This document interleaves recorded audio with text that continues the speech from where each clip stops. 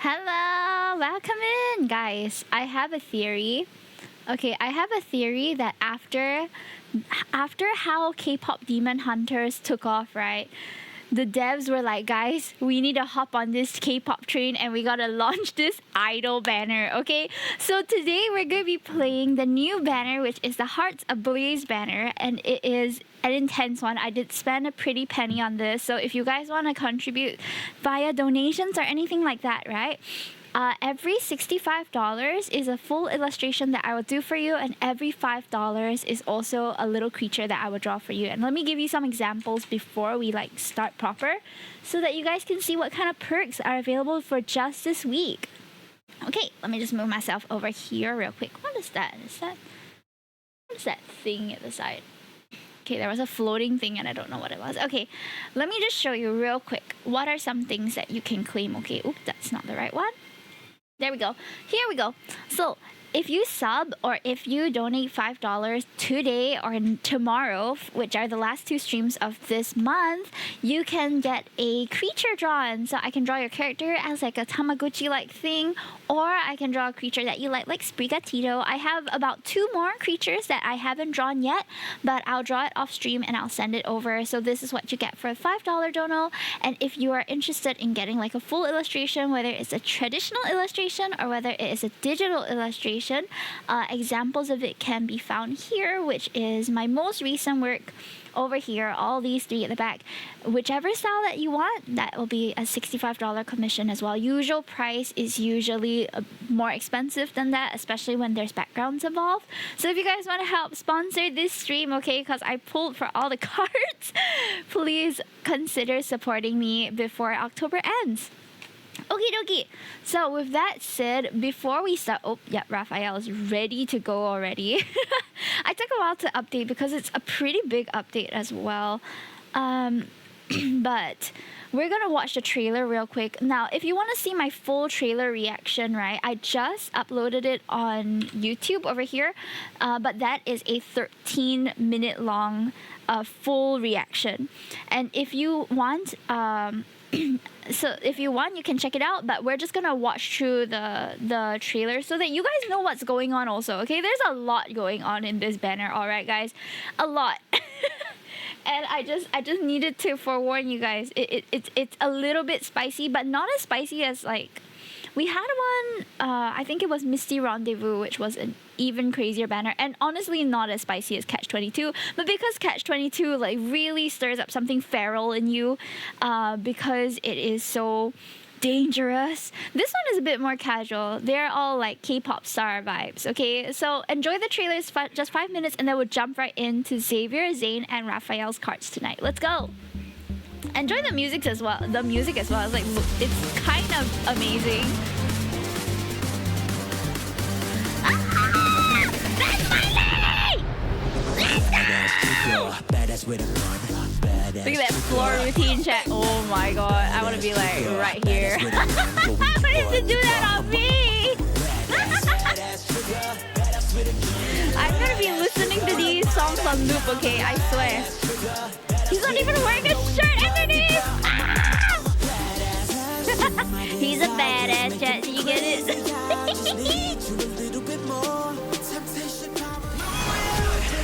Ah! We have our center, Rafayel! He is such a K-pop boy vibe. For real. Oh my god. I want to go to his concert! But he's not real! The money I spent on him is real though, guys. So, did you see that? Did you see that? That was you, yeah. That was you, yeah. MC also has a part to play. She's like dancing up this guys, okay? I'm so excited to be her. I want to be her.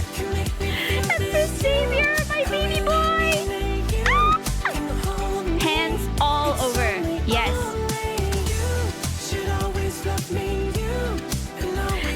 They've touched like different genres of the pop songs as well. That's what I'm really excited about. I don't know if they have the full choreography for the full song, but let's see, okay? Because this seems like just a snippet. Oh my god. Zayne's body sway be crazy, chat. Do you see that back? Oh my god! It's crazy. No, I really like Zayne's R&B like pop vibes though. It's so good. But the cutouts be like, they really went ham. They made him like one of those, you know, Chinese New Year. They got those Chinese New Year cutout, right? Yeah, he's just like that. They just did that with his shirt. They're like, all right, this one not enough. Let's make it like 15 cuts. And of course, our bad boy Caleb. Let's go. He has some crazy choreography, guys. Like, keep your eyes open, okay? Keep your eyes open.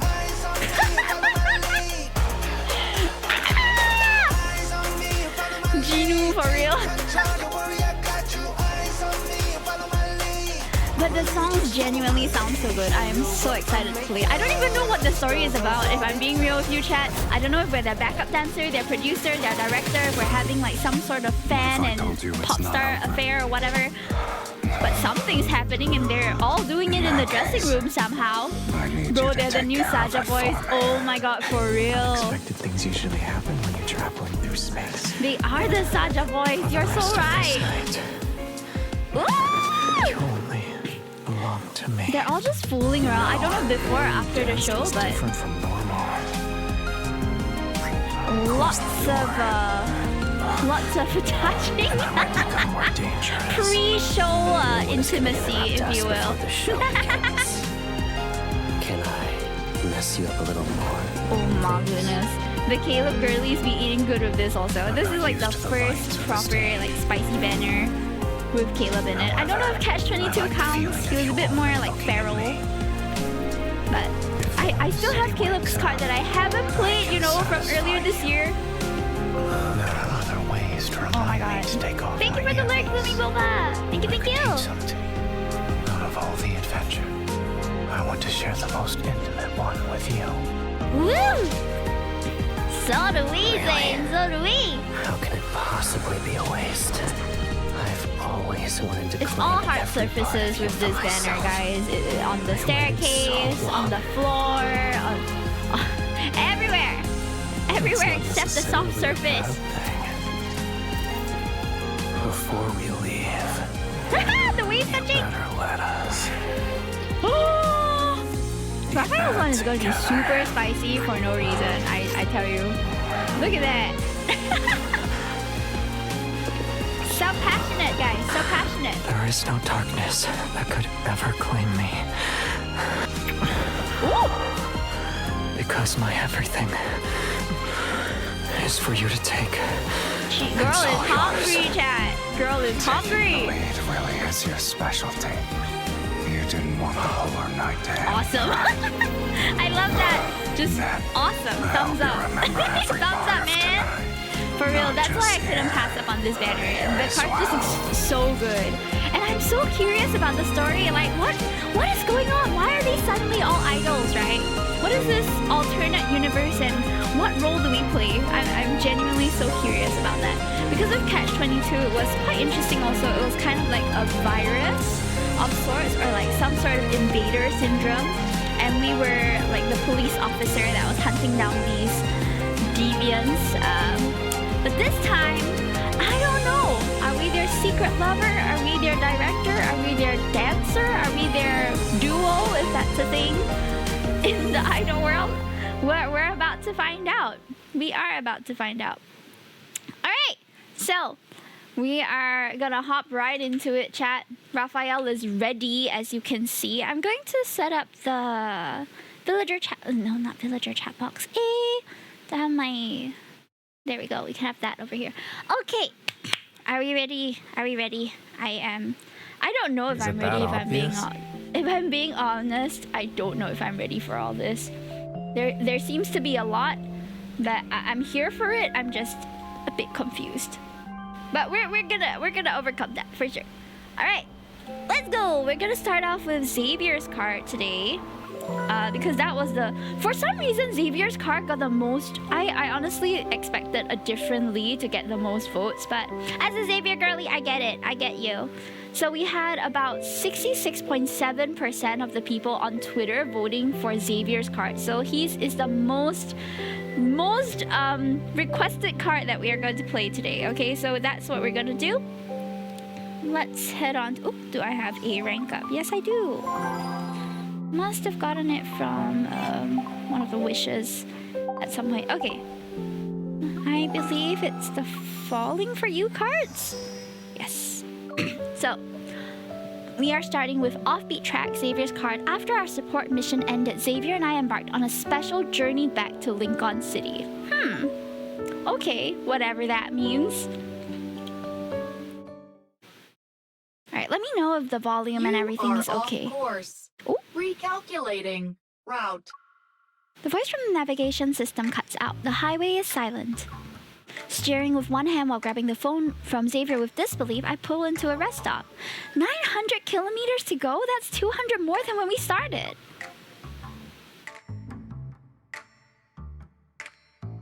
He leans over and taps the refresh button. As expected, the screen goes blank for a while, then it displays a weak signal warning. It's probably the magnetic interference from the polar night. We'll have to try manual positioning. I love getting lost of Xavier. He glances out the window, empty and featureless. The plains stretch endlessly in all directions. There's not much to go on. I guess we'll have to wait for the signal to come back. Besides, the Earth is round. Even if we keep heading the wrong way, we'll loop back to Lincoln eventually. What, like after a lifetime, bro? Hopefully, the car rental place hasn't blacklisted us by then. They won't. The registration only had my name on it, not us. He's ready to be blacklisted. Yeah, but people will always assume we're a team. And if our coworker finds out the first step of our self-guided return was taking the wrong road, we'll be the punchline for every joke next month. You've been driving for half an hour. It's my turn. Thanks for the lurk, Amelia. Xavier hops out of the passenger seat, walks around to my side, and opens the door, but he doesn't get in immediately. Look, there's the North Star. Ooh. I get out of the car, but after scanning the sky, all I see are stars that look the same. It's hard to spot. You need the help of the other stars. Find the M shape of Cassiopeia. Trace a line from the middle. There. It's that one. Ooh. I managed to pick out a faint star nod after roughly judging our position. I didn't expect Hunter's Guide Polar Night missions to actually be useful. What? I knew it. You never read anything the association sends. That's because whatever they send is stuff I already know. What's your definition of already? 10 years ago? A few decades? Or are we talking centuries? We he's shouldn't hurt. block the rest stop for too long. Let's get going. Before I can ask anything else, Xavier slips into the driver's seat, adjusts the height, buckles in, and gets ready to go. All of it is done in one smooth motion. When he looks back at me, he's already wearing the "I'm just waiting for you" expression. Okay. I climb back in. Curiosity gets the better of me and lean towards him. Xavier, come on, tell me. Don't I always tell you stuff about myself? Yeah. You even told me that the cat we fed now eats 3 packs of freeze-dried snacks in one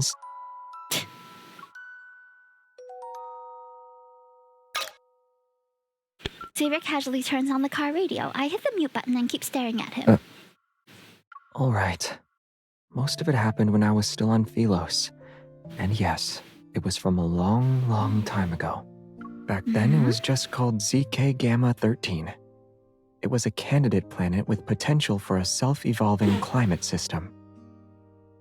Its core stabilization protocol got rewritten several times. It wasn't finalized until after the 7th magnetic shift. Wait, I didn't ask for the entire backstory. He leans on the wheels, rests his cheeks on his arms, and laughs.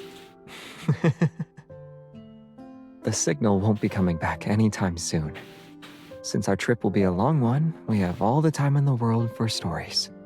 But yours sounds like it might take several hundred years to finish.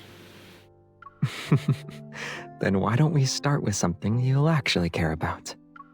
I attended the Astria Night Academy. It had 3 houses: the Star Hunters, Moon Chasers, and Rainbow Runners. Oh? Each winter, they'd select members from all 3 to form an interstellar patrol team. Sometimes the missions were for support. Other times, they had to scout for planets that could potentially be a new home. Basically, we spent most of our time hopping between planets. That's We a saw pretty lots cool of interesting lore things drop. along the way. One time, we passed through the dust clouds between two stars. And we watched a sun that didn't set for an entire day. On a planet where day and night moved at a snail's pace. And sometimes, our coordinates would be wrong. We'd land on some unnamed planet until we sorted it out. Like right now. Then based on your interstellar travel experience, what do we do? Xavier faces what's ahead of us, calmly turns the key, shifts gears, eases off the brake, and presses the gas pedal. The car lunges forward and drags my started Yelp along for the ride. We'll keep going Thank until you we for reach this, the next like- rest stop. Okay. So we're lost is what's happening with Xavier's car right now. The signal has been restored. Recalculating your route. The new Thank you. route is 1,000 kilometers. Wait, You will that's even arrive at your further. destination in approximately. No! After 3 confident hours behind the wheel, we somehow end up in the middle of nowhere. Thankfully, the infrastructure here isn't too bad. We managed to find a 24-hour service pod hotel. 2 regular pods, 1 night. 1 pod, the biggest you have. We're not going to sleep well. When I'm in confined spaces, I need intermittent emotional support. I can't be there by myself. That's not even a real condition. Well, tonight is a perfect time for explaining it. Xavier picks up the plastic access card from the tray in front of Otto and glances at the room number. When I was traveling through space, I always had to sleep in those tiny pods. I could never get used to them. They were too cramped. I felt like I might hit my head with every turn. And the hypnotic brainwave tracks were always the same handful of songs. Hi, Hexama, welcome in. I link arms with him. Don't worry, you have me this time. I'll make sure you eat well, have fun, and sleep. Ah! A big yawn cuts me off, and Xavier takes his chance to poke my cheek. We'll start with sleep. Then we'll work on everything else. Time to sleep, guys. Okay, good night. End stream. I am a bit sleepy. After spending hours in the car, I finally get to lie down, but now my back is complaining. I toss and turn in the pod. I try to twist myself into a position that can let me sleep. Xavier, maybe we should just return the car tomorrow. There are plenty of ways to get back to Lincoln. Besides, all this driving must be tiring you out. You don't trust my driving? Not really. No, I don't trust the signal these past few days. Stop twisting my words. Oh, If we get lost a few more times, we might not make it back before the polar night ends. why not request time off? I know you haven't used up your vacation days this year. Sweet, I'll think about it. So, MC's a workaholic, I see. I turn over again to face Xavier. You suggested to Captain Jenna that we ditch the support team and head back on our own. And now you're trying to steal my vacation days? Xavier, you just wanted a reason to travel with me, right? It only took you 1 day and 1 night to figure that out? Impressive. Hi, Mimishi, thank you for the lurk. His teasing tone is impossible to miss. I don't even need to open my eyes to know what face he's making, so I pinch his waist. It's already been a minute. Are you still thinking about it? I'm not saying no, but time on Earth is precious. Xavier nods and moves a little closer. Go to bed! It'd be a shame to waste our precious time sleeping. The darkness makes everything more vivid. I feel his hand on my waist. Maybe I can give you a proper demonstration for how to help someone who needs emotional support in a confined space. I don't know if he's talking about emotional support or physical support because it sounds physical. Oh! The fade out! Ah! Oh, Xavier MC. Since we're already traveling, we chose the scenic route instead of taking the fastest way back to Lincoln. After dropping off the rental at the nearest station, we bike across half the city and catch a tram. It carries us past plains swallowed by the night. As the lights outside fade, the mountains slowly rise to greet us. Ding! The tram door slides open and the sweet smell of food instantly fills the air. Cola, crepes, Wow. popcorn, Ah. blankets, stools, telescopes. We've got the best view in town. Wow. Rooftop balcony at my place. 500 per person. Drinks and shuttle included. Handmade Nordrin postcards. They're Wow. free to taste. It's like a tourist Miss, destination. Follow us on social media, and I'll give you the whole set. Thanks, I'll take a postcard. It feels too rude to refuse, so I picked one from the starry sky. With the starry sky, the cutout patterns glow softly under the station lights. This sightseeing town always gets plenty of visitors, but lately it's been an absolute sensation thanks to the polar starry night craze. Still, we've underestimated just how popular it's gotten.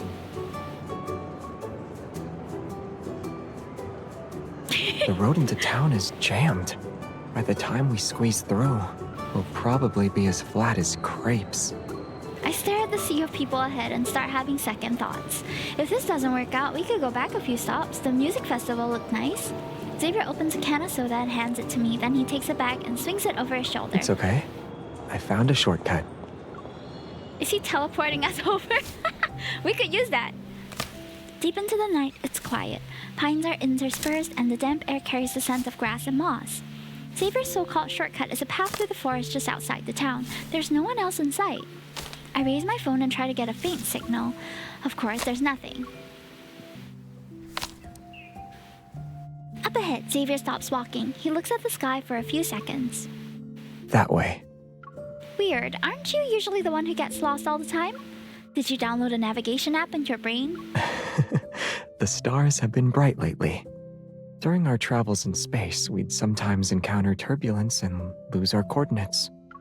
So I memorized the star map, just in case. That's kind of sexy. The night air is getting colder. I rub my arms and hurry to walk beside him. Did anything interesting happen while you were lost in space? Xavier blinks slowly, shifts the bag to his other shoulder, and rummages through it. We once ended up on a planet that wasn't in any records. Ooh. It was impossible to pin down our location. Supplies were running low, and the nearest support ships were light years away. That sounds pretty dangerous. Most of the team were new. They thought we'd never make it back. That wasn't the kind of interesting I had in mind. I'm about to say his story isn't what I'd hoped for when a soft fabric touches my cheek. Xavier wraps a scarf around my neck and loops it several times. I have to tilt my head as he adjusts it. Aside from that, the planet was beautiful. Plants were thriving everywhere. We even found a species that people thought had gone extinct. Ooh, a Lazarus species. Then, one day, I came back and found a wavy leaf sea lavender outside my pod. Oh, was it from someone who liked you? I pick a little flower and gently brush it across the tip of his nose. I wish. At the academy, people used to pluck the petals and do fortune-telling with them. You'd whisper your question, and if the last petal gave you a good answer, it felt like a sign. What did you ask?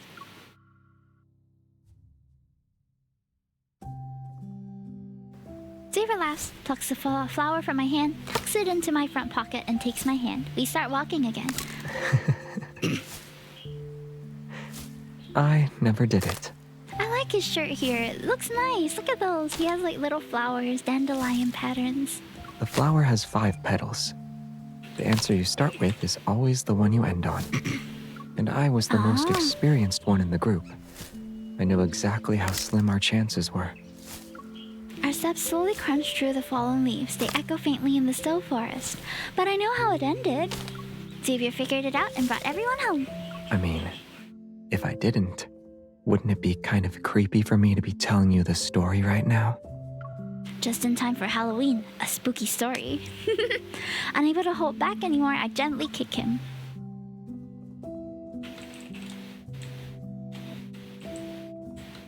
The trees start to thin out and the canopy opens up. After a few more steps, an entire lake appears before us. The surface mirrors the stars above. Stars are scattered across the water like a glowing sea. The best place to stargaze is on the lake. Come on. Concerned, I stare at the small boat Xavier borrowed. It's clean enough, but the warm, patchy surface looks like a dried orange peel. One of the oars is sitting at a weird angle. This thing looks older than I am, and it's manual? Are you coming along or not? I take his hand and hop in. Well, you can pilot a spaceship. I guess I can trust you with a boat. Oh no.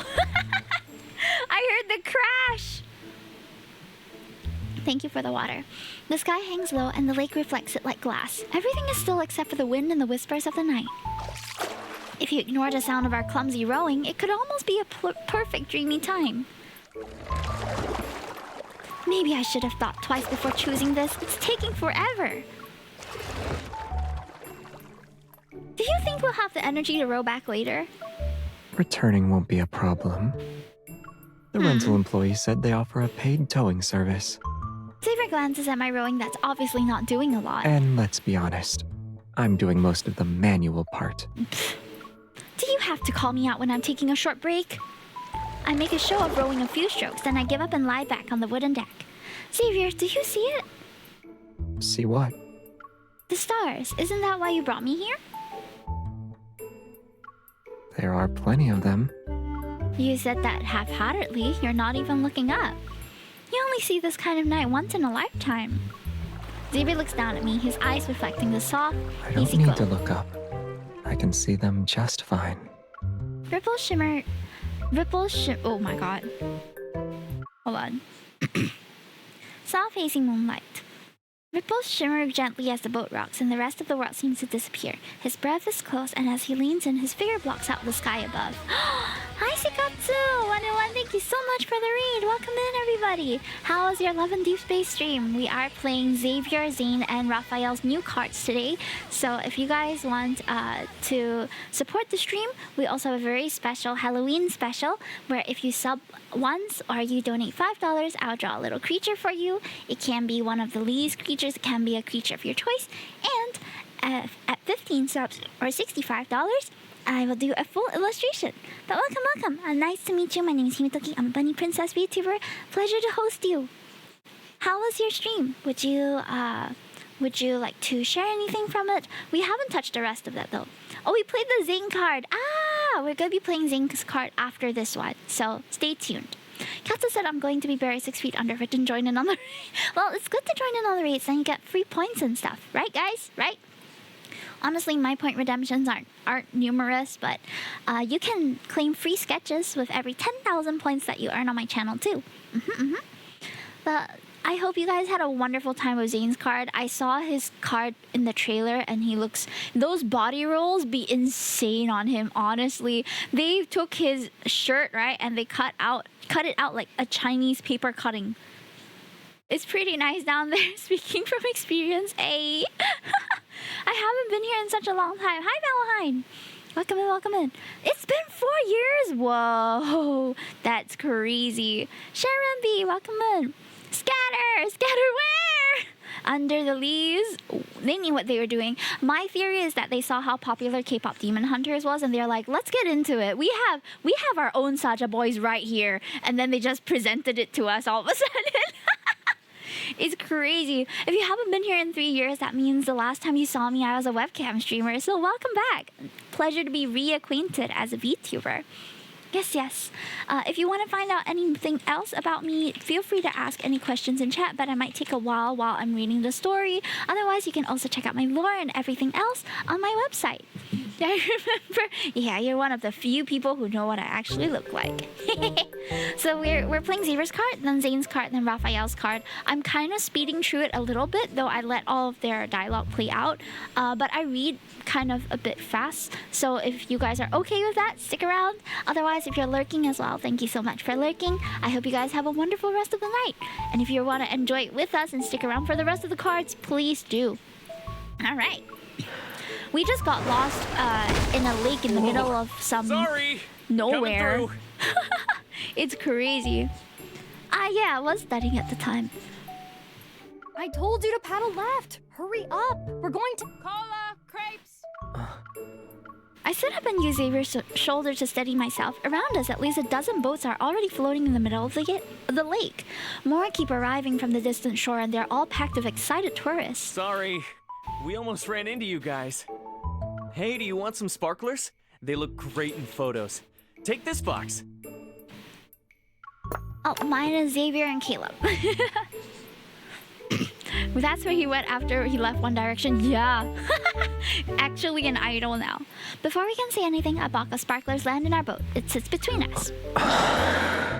Based, really? What about you? And if you have your favorite leaves, please let me know in the chat. Xavier picks up the box and sits back down. He pulls out a few sparklers and looks sort of annoyed. Come Come on, it's not that bad. Peak season is bound to be crowded. Even a night like this, loud and a little messy, is still beautiful. You can't really experience it while on a spaceship. I'm fine. You don't have to cheer me up. He's so sad. Aw, I'm a harem girly. It's a tough life out here. Real. I like them all for different reasons too, but my favorites are Xavier and Caleb. So far, I've pulled for all of their cards, except the wedding one. You say that, but your face is otherwise. Confused, he looks up and waves a sparkler at me. I was just thinking. We don't have a lighter. Oh. Xavier thinks for a moment, then he brings his hand close to the sparkler. Little flickering lights sparkle around it. I guess I'll use this instead. I take one and gently tap it against his. Actually, this is cooler. I still don't know how this story is gonna lead to the idol scene, by the way. I feel like we're really far away from that, you know? Like we're out here stargazing and all of a sudden he turns into an idol. Like how does that happen? I don't know. It turns out the polar night sky changes over time too.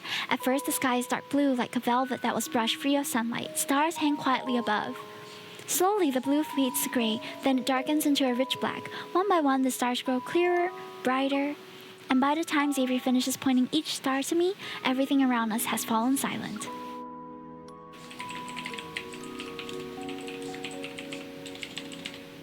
We should head back. Are we staying in the town tonight? We'll be outside the town. Hmm? It's peak season, and there aren't any rooms left. The boat rental guy said we could keep this overnight. Don't tell me the double sleeping bag was also something he just happened to provide. Xavier gives me a look of feigned surprise. It's too theatrical to be convincing. That guy is really thoughtful. Yeah. After a pause, I slide into the sleeping bag and wrap my arms around his waist. Let's just pretend every hotel in town is full. Shoo. Me. Pretty dangerous to be sleeping out here on a boat nonetheless. I would never. At least put me on the grass. Anyway, it's past midnight, but the bustling square in the center of the city is still loud, bright, and crowded. A massive digital display floats above the square. It broadcasts a performance on the open stage nearby. Music and lights ripple through the air. Laughter rises as people raise their drinks and dance into the night. We step out of the station and barely find our footing before the crowd sweeps us into the celebration. As for how we ended up here... 2 hours ago?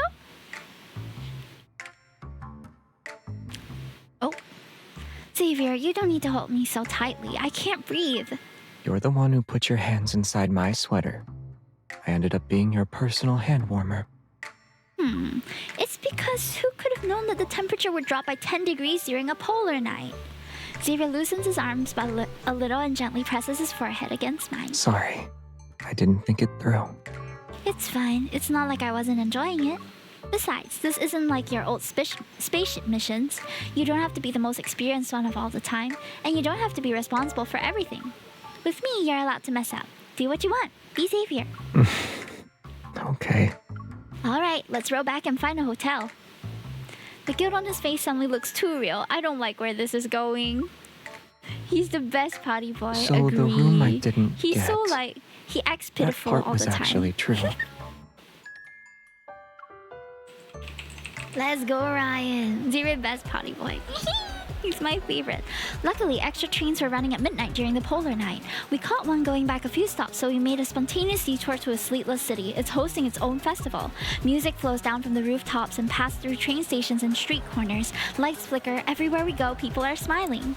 At first, I'm just following the crowd, but the joy here is infectious. It's not long before I'm walking with a spring in my step.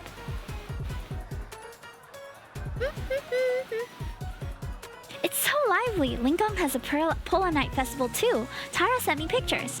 But considering how we're traveling, slow and constantly off course, we're definitely not making it back in time for that. Then let's join this one. But it's really late. We've been out all day. Festivals usually have a dress code and the main stage is still far away. Maybe after a short rest?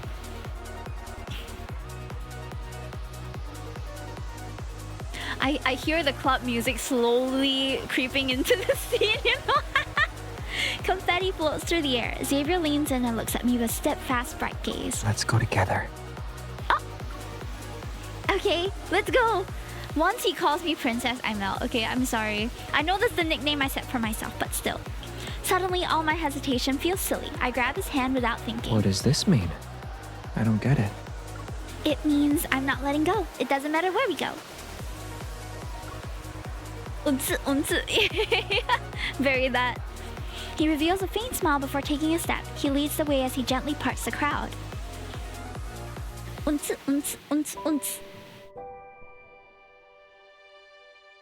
We quickly find a self-service styling studio tucked away in a nearby mall. I finish changing and push open the door to the makeup room. It's dark inside. Xavier?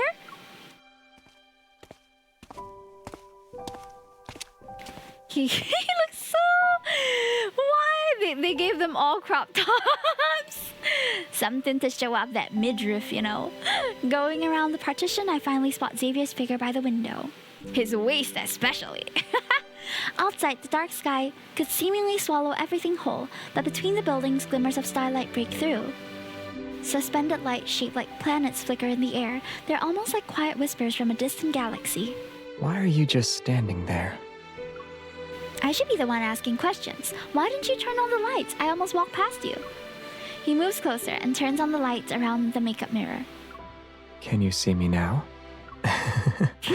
Or should I turn on a few more? Is this Rave Zave, guys? It's Rave Xavier! Ah!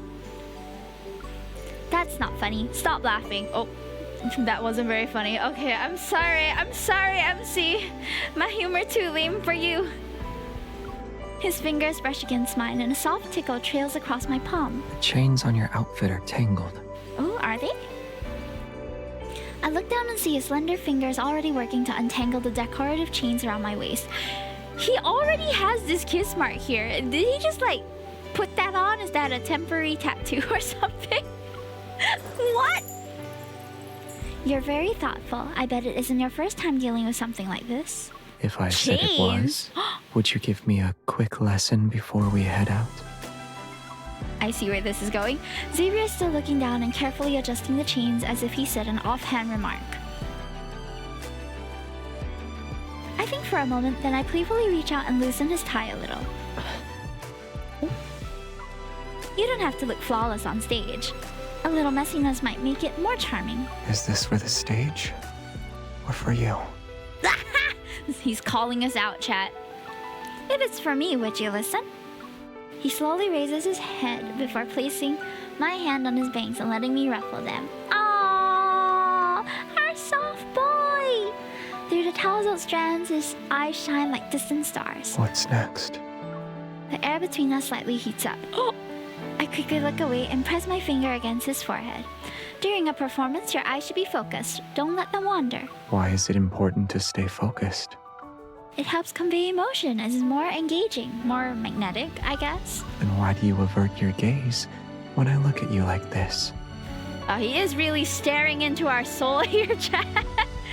Why? Why do you avert your gaze? Tell me! Did I do something wrong? Ah! Classic Xavier with the rhetorical question. Mirroring his expression, I stare back at him. Stop asking me that. Don't you already know the answer? No, I don't. But on the boat, I remember you saying that Xavier is allowed to act on impulse. He can make mistakes. And he likes to use my words against me. I could never win an argument with this man, probably. Our gazes meet again and he leans in. So even if I mess up now, will you still look at me like this? Our noses touch. His breath is warm and gentle, like fluttering down feathers. Then you have to keep shining. Don't let me lose sight of you. All right. I'll be the brightest star in your sky. Oh, that's so cute. Hold, saving that.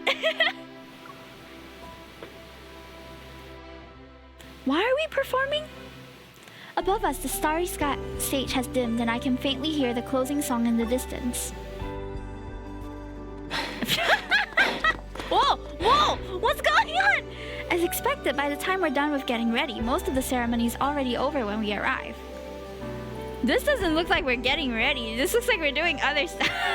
We got distracted, sidetracked, side questing, if you will, between the sheets. Xavier is... He made Xavier your favorite. Yes, he is. Yet as I look at the hand that tightly holds mine, I know I haven't missed out on what actually matters. The stage is all the way up there. The cable car is closed. How are we supposed to go up? There's a method that's faster than a cable car. He should have just teleported us since, like... Why did we spend like 15 hours traveling around and getting lost? In the blink of an eye, the scenery around us shifts. When our feet touch the stage, the planet-shaped decorations light up again. The audience has left. No one is here to notice this quiet, subtle change. Oh, no one is here? But we're still out in public, sir. At least we don't have to worry about the crowd. And right now, I want to watch. You only want to watch me dance? I nod without any hesitation and pat his chest to show I'm looking forward to it. He leans in, his voice tickling my ear. All right. That was a very nice soft whisper. Hee, saving for later. I hope you like the brightest star. It's crazy that he's just got this routine in his pocket, chat. Ain't no way. He moves to the rhythm and steps into the starlight. His body stretches with grace, each motion fluid. Spotlights arc like trails in the Milky Way. Starlight gathers and shimmers behind him. Everything is enveloped in a soft, radiant glow. It's a journey across billions of light years, was all for this moment when our gazes meet. And he has a choreo for some reason. Then maybe those eyes have been searching for me for a long, long time. Can I just hold you close? Why don't you come over here? Okay. His little looks at us is so cute. He has such a nice little smile. Oh my gosh, that tummy and chest rub thing is crazy. So this is how Xavier dances at the club. The typhoon! My favorite move of his entire choreo. I still can't believe that they're perfect enough that they can even dance. Oh!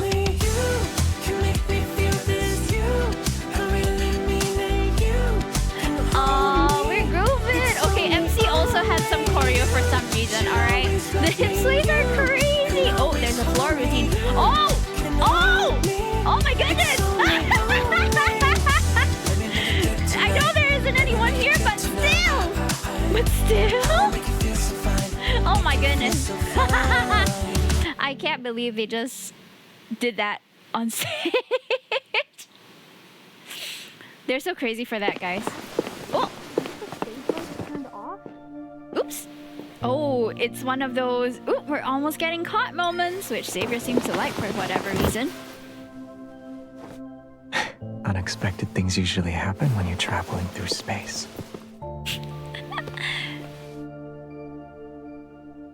It looks like our journey is about to get swallowed by the darkness. At least, I'm not alone this time. Some things should be kept between two people, and only two people. Oh.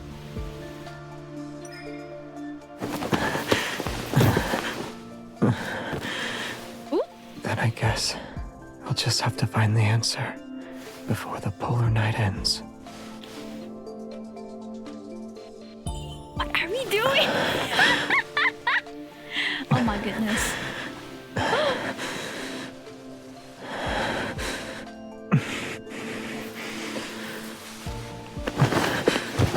Then I guess this is your way of claiming me. Guys, I'm so sorry. I'm too stunned to speak at whatever is happening right now. If I'm correct, then for the rest of this night, Whoa! you only belong to me. No, we're backstage, but still! Oh, they're really... something about the dancing did something to them. At least it's on a soft There surface, is no it looks darkness like. that could ever claim me. Whoa! Whoa! Because my everything. Whoop. Oh my goodness. Whoa! She's hungry. Something about for that you to hip take. sway dancing It's all routine yours. we did. It was like a mating ritual, you know? You know how birds do a little like dance before they get down and dirty? That's exactly what we did just now. Okay. So that happened. The male and female bird, exactly. They just went like, oh yeah, dancing, and they're like, it's time to mate right now. Let's go to the nest and do it. Ah! Well, at least they're on a soft surface. Because I was looking at the rest of the cards in the trailer, and it looks like everybody else chose something hard and uncomfortable for making out on for whatever reason. Okay, calm down, chat. Drink some water, okay? Reel in those hormones. But this is kind of a short card, right? Unless it isn't ending yet. Alright, let's see. After the celebration, we spent the night at the hotel and we're back on the road the next day. Things didn't always go smoothly, but I like the little hiccups in the journey through space. We dealt with them. Under the night sky, the countryside stretches out before us. The city lights in the distance flicker faintly along the horizon. There's one last stretch left in the trip before we return to Lincoln.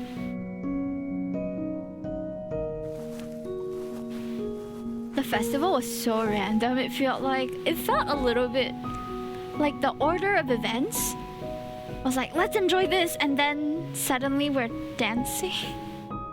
It's a bit abrupt in my opinion. On the grass, I turn around to face Xavier and walk backward with a spring in my step. The trip's almost over. Do you have any final thoughts to share? Let's see. The navigation system misled us 3 times. We almost got sick while camping. And we only realized the pot needed to be plugged in after lighting the stove. I still think it was great. Perfect, even. Someone is giving a suspiciously high rating for the chaos he planned. The best part of any trip is the unexpected.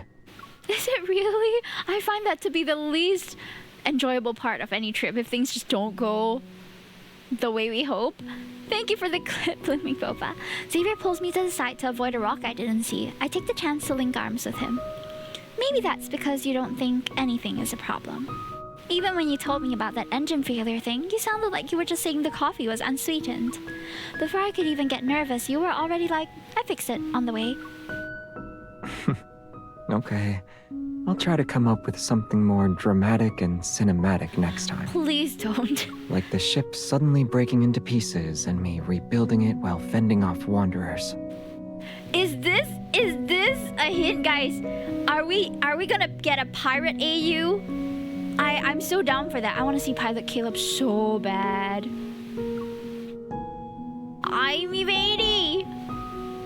Before I can respond, Xavier places his hands on my shoulders and turns me. He whispers into my ear. But something unexpected outside of this journey has already arrived. What? Is this an innuendo? Suddenly, flames burst through the dark sky. Nearby, a massive curved figure begins to rise. A hot air balloon. Huh? What? Why is there suddenly a hot air balloon too?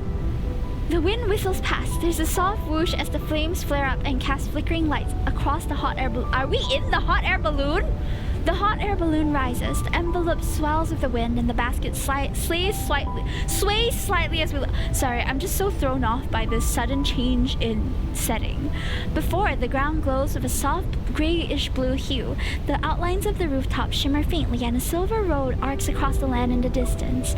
Everything looks so small. The houses, the roads, even the forest we just walked through. Yeah, from up here, all of it seems tiny. When you looked down at the other planets from your ship, was it also like this? At first, yes. Eventually, it just felt quiet. Was it lonely? Xavier leans on the edge of the basket and lets out a small laugh. Not really. You just realize that whatever you thought mattered, maybe it's not as important as you believed. Whether it's the reason you started the journey, or the choices you thought were non-negotiable. When you're that far out in the universe, they start to disappear. He looks up at the night sky. His tone remains soft. I used to think people forget why they set out on a journey in the first place. Little by little. I nod, choosing not to press further. In this brief exchange of words, the hot air balloon continues to rise. Mist stretches across the treetops like a veil, and the dark-colored mountains roll towards a glowing city skyline. Xavier, that's Lincoln City! Yeah, Did we I rent see it. this hot air balloon? Don't we have to return it? The hot air balloon sways gently. I reach for the edge and end up touching Xavier's hand. I tilt my head to look up at him. He's already looking at me. From the universe's point of view, we're not even a speck of dust. But right now, Before you fading fill to up dust. my entire sky. Hi, Bootleg Gaming. The hot air balloon hovers. It's as if the world is nothing but us and the stars. When there are countless stars, finding one specific planet is almost impossible. The universe is too vast. So much so that even two people meeting again feels like a miracle. That's I've true. traveled far, taken wrong turns, seen things I never expected, but I never forgot her name. The planet I had been searching for all along. Maybe that drifting traveler looked up at the sky in the exact same way the current me all those years ago, whispering the names of stars over and over again, trying to remember. And those stars he saw, were they as distant, quiet, and unreachable as the ones we're seeing now? So you didn't forget. No matter how far you went or how long you took, you never forgot about where you wanted to go. The city lights ripple through the mist below us. Time itself seems to slow down. It's because this time, I'm not traveling alone. Someone has been with me the whole time, with her by my side. Even the unexpected becomes unforgettable. I turn toward him. The night wind blows the hot air balloon's panels. Firelight glows softly against the side of his face. I used to think that you needed a good reason to set out on a journey. But the reason is simple for this one. Between the stars and the horizon below, he takes my hand as he's finally found his way home. I want to be with you for a long, long time. Ah! I want to live forever with Xavier too. Wait, but that card was a bit shorter than I expected it to be, if I'm being honest.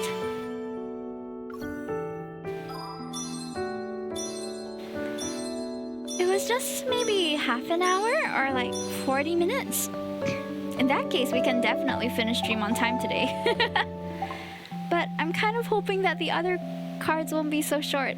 The order of events did feel a little bit abrupt to me. Like there wasn't the world building that was in Catch 22, I feel. But I digress. Let's read the rest of the cards first, and then we'll form our opinions from there. I need to go to the toilet real quick, though. Can I just take a quick break, guys? I will be right back in about a minute, okay? 1 sec. Oh, Rafayel's not happy. Hold on.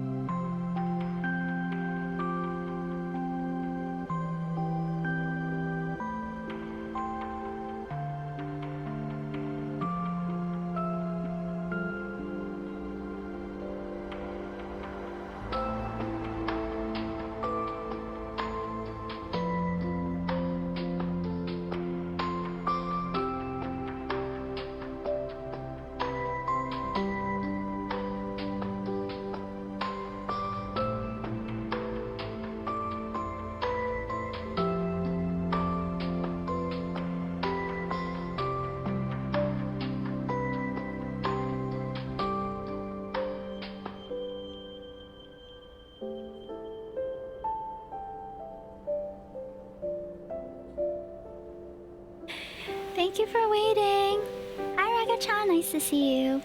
All right, so we just finished I don't want to Xavier's. leave this place. I hope today never ends. Don't worry, Raphael will get his time too, okay? But we are going to be going to Zayne's cart next. And this is Chilling Crescendo. Zayne actually likes this kind of music? Question mark? MC, I feel like MC has a certain expectation of what kind of music Zayne likes. I feel like we all do. What kind of music do you think he likes? I feel like he likes chill piano, maybe some classical music. I don't know. Whoa! I can't wait to see the full degree of these moves here. Let's go. I think we're gonna start with something about the Polar Night as well, and then we're gonna Is the move into water that still idol not scene. back yet? I'm terribly sorry, but the polar night has affected our water tank maintenance schedule. Oh no! The water supply won't be restored anytime soon. If you need water, I can get you some more jugs. Oh, forget. I never expected things to be like this. I thought staying at a van life campground would be a special experience. I spit out the toothpaste and glance apologetically at Zayne, who's brushing his teeth. I was the one who suggested this in the first place. It is a special experience, no? It made us acutely aware of how important water is. Zayne responds with his toothbrush still in his mouth, his words as unclear as mine. Due to the magnetic field in the Deepspace tunnel, Lincoln City and its surrounding areas officially experienced a polar night 3 days ago. Having driven away from Lincoln, we arrived at the van life campground. It's where we'll be staying tonight. I should get another jug of water while I'm at it, just in case we need it tonight. I like his sweater, it's so pretty. Although several days of travel have left us somewhat weary, they've also brought us more genuine novel experiences. Watching Zayne walk towards the water station, I can't help but recall the entire process of how I was tricked into coming here. Oh, flashback time? His comfy pajamas! Recently, Zayne has taken a strong interest in recreational activities. That day, he dragged me along to try out the new home theater system he had bought. Have you already tested this legendary 8D experience? Not yet. You want me to watch a horror movie with you without testing it first? That's a bit much. Before I could continue, lightning streaks past the floor-to-ceiling window beside us. It's very realistic. I'll make sure to leave a review for the sound effects. He's so dad for this. Following the protagonist, we enter a bedroom. An alarm clock suddenly rang behind us, breaking the silence, but the character on screen showed no reaction to the eerie sound. Zayne, did you hear that? Please tell me I'm not the only one. Hmm? Oh, that's an alarm I set. We paused the movie and removed our headsets. Zayne reached for his phone from the sofa behind us. Why did you set one at this hour? Is it to remind you to take a nap? Tickets. The unexpected word slipped from Zayne's mouth as his fingers quickly swiped across the screen. Tickets? Is it another popular exhibition? He looked like he was ready for battle, and I found it unusual. I retrieved a message gun from the nearby drawer. Massage gun. Do you need physical assistance? I don't have any successful experience with it, but logically speaking, it should work. It's creative, yes. But I still believe nothing is more reliable than a surgeon's hands. What was that for? That whole interaction, huh? The countdown on the screen kept ticking. I leaned in and read the event's description.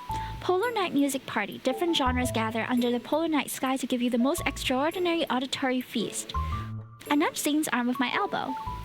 No wonder you're so enthusiastic. Looks like our secret rock and roll boy is about to show his true colors. Of course. I'm serious and proper at first glance, but I'm into metal and electronic music in private. Really? I'm surprised. The ticket purchasing portal opened after a few flashes. Zayne tapped the screen rapidly but steadily while continuing our conversation. But the band I want to see this time doesn't play rock and roll music. One of their songs had a profound impact on me. Unfortunately, I missed their previous shows because of work. But I won't let it happen this time. My vacation happens to coincide with the polar night. The music party is far away from Lincoln too. You've been planning this for a while. It's in River Isle. Driving there would take a few days. Traffic conditions during the polar night are bound to be complicated. You should give yourself a few more days so you don't get stuck on the road. Of course. He opened the ticket information page and turned the screen towards me. However, it won't just be me. As far as I'm aware, Anhousen class and psychic class evolvers are easily affected by this polar night, so you happen to be on leave. Oh. Okay. He checked our schedule too? That's kind of sweet. Zayne returning with the water pulls me from my memories. The evening activities at the campground are winding down. It's still a little chilly out here. Should we head back to the van? Taking Zayne's outstretched hand, we climb into the somewhat cramped but cozy little vehicle. Hi, Azaraf. Thank you for claiming your biscuit. The driver's cabin has been merged into the living area. Meanwhile, the beds still maintain the compact camper bunk bed structure. You can choose first. Do you want to sleep on the top bunk or the bottom bunk? Can't we share a bunk? The bottom bunk is more convenient to get in and out. I'll take that. I quickly claim the bottom bunk and tilt my chin towards Zayne. I'm sorry about the latter top bunk, buddy. Pick a cake. Welcome and thank you for claiming your bunny biscuit. And Big Meaty Mac, welcome in too. We're playing Zayne's idol card. It's called Chilling Crescendo. So we are experiencing a polar night right now, which is a phenomenon people apparently like to gather to see where the stars are really bright. And then we're going to a music festival with him. I don't know how we end up dancing on the stage, but that's about to happen in a couple minutes probably. To ensure we're well rested for tomorrow, we turn off the lights early and settle into our respective beds. My body feels tired, but the novelty of this camper van experience keeps my mind alert. Zayne, are you asleep? Is it time for jokes or ghost stories? You know the routine, huh? You must have been the host of nighttime activities when you lived in the dorms, right? When I was in college, my roommates were already asleep by the time I came back. I hear Zayne turn over in the top bunk and his voice becomes noticeably clearer. If you really can't sleep, we could go for a walk. You just said it was cold outside, now you're suggesting we stroll around? Isn't that contradictory?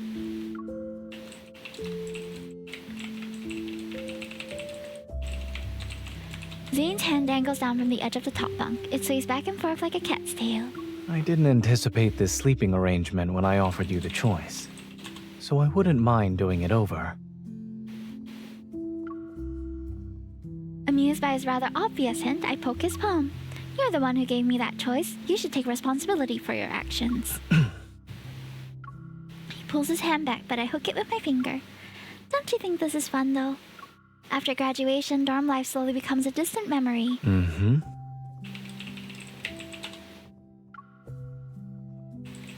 His index finger taps the back of my palm, although his response is simple, is far from dismissive. You must have slept in bunk beds before, right? When was the last time? His hand pauses and he grips my finger. I believe it was at Mount Eternal when I first arrived. The makeshift dormitory wasn't fully set up yet. But once things got busy, everyone ended up using other tents. We never had time to go back. His usual tone grows slightly solemn, and I sense he's drifting back into those memories. I know he doesn't need any comfort, but I can't think of an appropriate response, so I decided to change the subject. By the way, I haven't heard that band's songs yet. Since I've been kidnapped, I might as well familiarize myself with their music so I can feel more involved. Does that mean it's better if we have more of these incidents? The song's melody isn't intense, yet I can hear soaring hope in its gentle narrative. It's like glass scattered across the floor. While everyone mourns its brokenness, it rejoices in being able to refract more rainbows. This song is different from what you usually listen to. I suppose it's because of when it came out. This song was written during the Chrono Rift catastrophe. That was over 10 years ago. Yes. From what I heard, the band hadn't even debuted yet. They witnessed the city's collapse and improvised this song in the ruins. They hoped it would give the people around them some strength. Their performance was filmed by passers-by and posted online. I first heard it during the catastrophe, in a hospital corridor packed with people. I detect subtle emotional undercurrents in Zayne's calm narration. I want to see his expression. There's movement from the bedside and a pair of long legs dangle down. I shift to make room while asking a question I already know the answer to. What are you doing? Nothing really. You grabbed my hand and tightly squeezed it. I did that? Yes.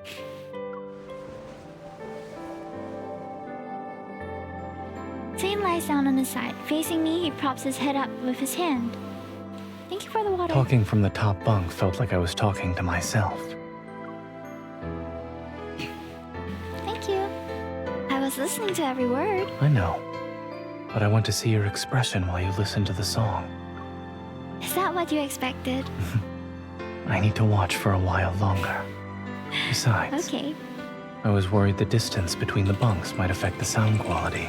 Really? It's better if we're closer. You can hear more clearly, and I can see more clearly. Okay. He likes to make little excuses to get close to us. It's kind of cute. After leaving the van life campground, we stepped in a town surrounded by sea on 3 sides and spent half a day there. Then we continued to head towards our destination. Unfortunately, after driving for a bit, Zayne discovers his phone is nowhere to be found. Due to vehicle restrictions during peak tourist season, we have to park our car at the town's entrance. Oh no! He lost his phone? Zayne and I are cycling along the town's only main coastal road. We return to the restaurant where we ate earlier. We're missing all the scenery along the way with how fast we're going. You don't seem worried at all, though. It's going to be a problem if we can't find your phone. I back up my data regularly. Even if I actually lost it, I can simply buy a new one.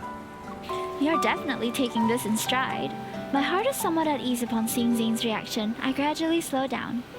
After making a sharp turn, the road is closer to the coastline. Look, there's bioluminescence in the water. Oh? Wow! Rafayel? Water waves gently left the shore, and the dark blue bioluminescence rises and falls with them. It's like the ocean is breathing, and each exhale creates a dreamy canvas of light and shadow. During a polar night, scenery like this isn't something you can see often. Even if it cost me a phone, it's worth it. Do you feel like you've changed, Zayne? What do you mean? The medical profession greatly values efficiency and results. You've always held yourself to high standards since you were a kid. If this had happened before, you would have immediately thought of countless more efficient solutions that are faster. But now it doesn't seem like you're racing against time anymore. Zayne turns his handlebars, which angles his bike slightly toward me. Do you think that's a good thing or a bad thing? It's hard to say. I think it's special, though. It's like an iceberg melting into spring water. The form has changed, but the essence is still the same. Zayne smiles and speeds up. He's cycling ahead of me. There seem to be people fishing over there. Shall we check it out? Sure. Let's go fishing! Side quest Maximus. The town has honest, folksy customs. When we return to the restaurant, the owner recognizes us immediately and hands over the phone. After thanking him, we buy 2 ice cream cones to support their business. The flavor is unique. It's creamy with floral and fruity notes and a hint of something herbal. Really? His hand covers mine and he brings my ice cream to his lips for a small taste. What an accurate description. The restaurant owner should write down what you just said and replace their mixed fruit flavor sign. Zayne, we bought the same flavor.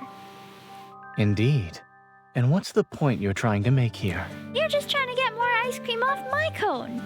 We make our way back to the town's entrance and savor our ice cream. I can't help but double check to make sure he has his phone. For someone as meticulous as you, losing your phone must be a new experience. Even robots lose data.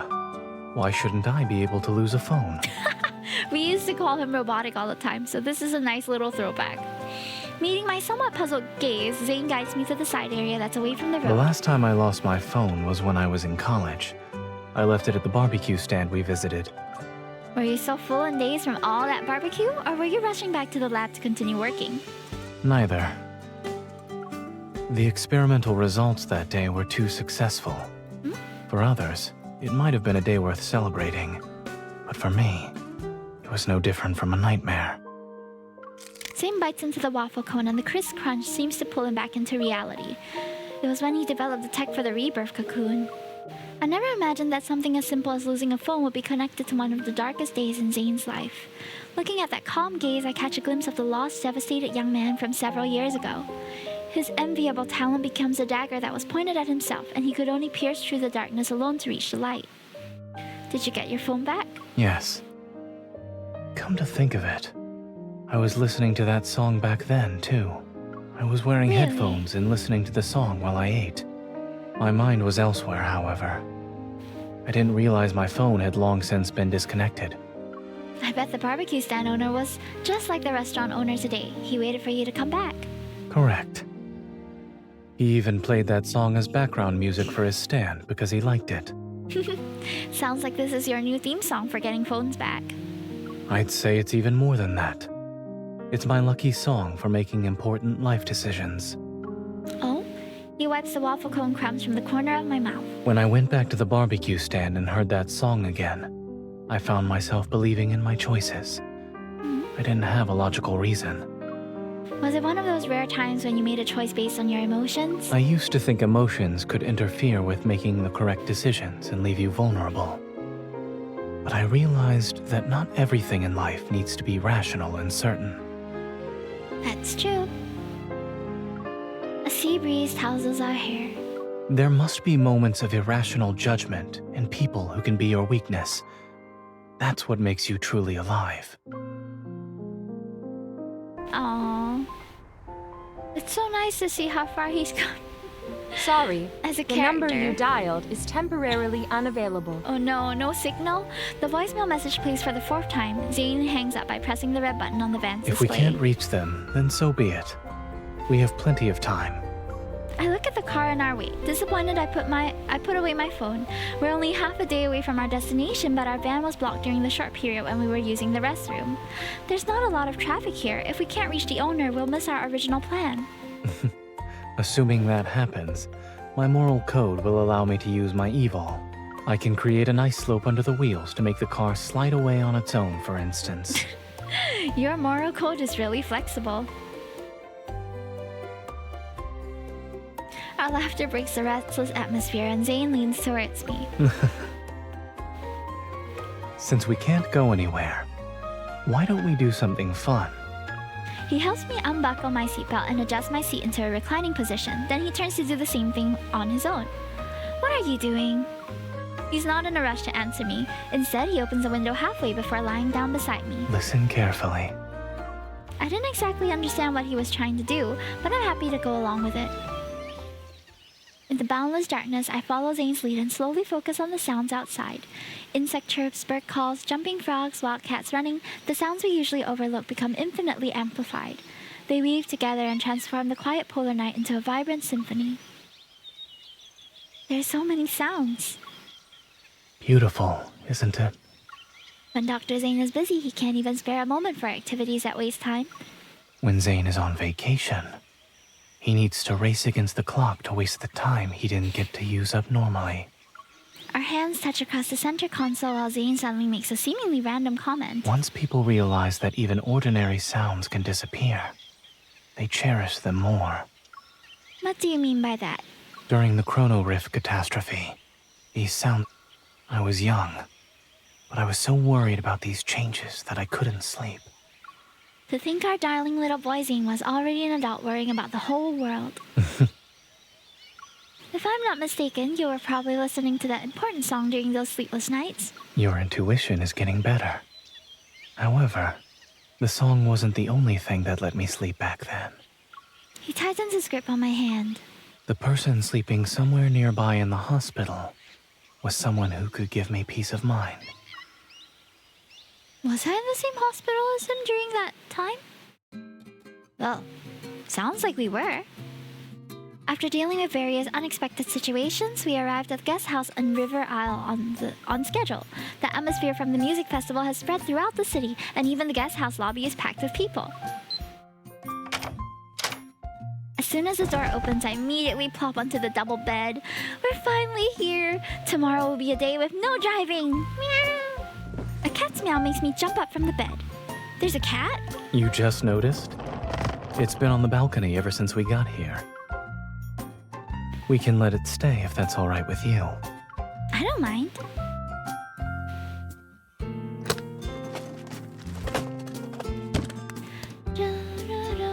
We divvy up the labor for unpacking while the cat crouches on the balcony and watches us. We have a meow meow of our own! Even when it's time for bed, the cat still shows no signs of leaving and seems inexplicably restless. Maybe it's not feeling well. Should we ask the guest house owner to take it away? Zayne stands beside me by the sink. He's helping me blow dry my hair. Aww, they're so married. I love it. I couldn't hear you. I guess Real. you're asking if we can have the guest house owner take the cat away. I'll message him after I finish drying your hair. Ah, you probably can't hear what I'm saying either. Done. I said... Oh. Zayne and I immediately rush to the balcony when we hear those cries. We find the cat laying on its side with 2 newborns. It gave birth? Oh my gosh, guys. Giving birth on stream is truly the new meta. So did this cat, apparently. There's a first aid kit in the room. It should help. I will also need you to assist me. We're about to become the midwives to these kittens. Let's go. Alcohol swabs. Povidone iodine. Scissors. Despite the initial chaos, Zayne's methodical guidance allows me to assist him in completing a very special surgery. The guest house owner rush over when they hear what happened. They take the mother cat and her newborns away. When I come back to my senses, I find myself sitting in the guest house backyard. It's a nice place. The wind chime by the back door rings once as Zayne walks into the yard. How'd it go? To be honest, this was the most relaxing surgery I've performed in months. Is that so?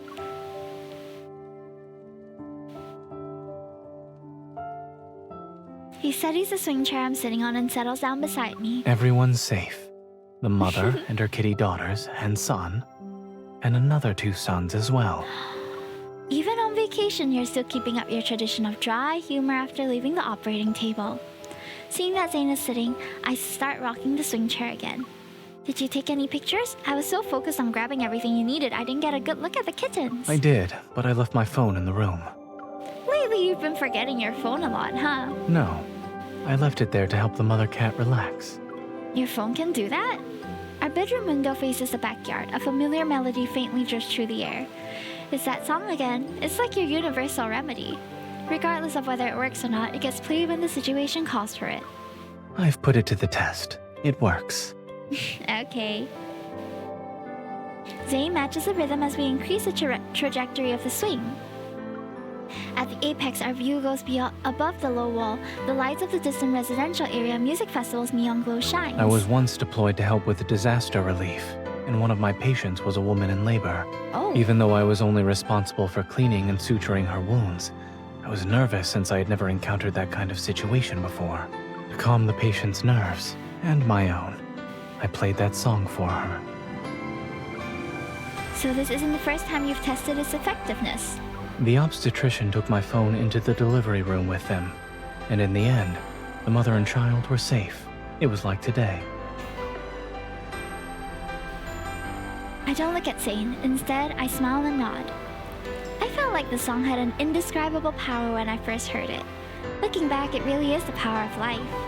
The song was born in the most chaotic of times. Under the shadow of the Chrono Rift catastrophe, one song comforted this land marred in despair. It brought a new light to everyone's lives.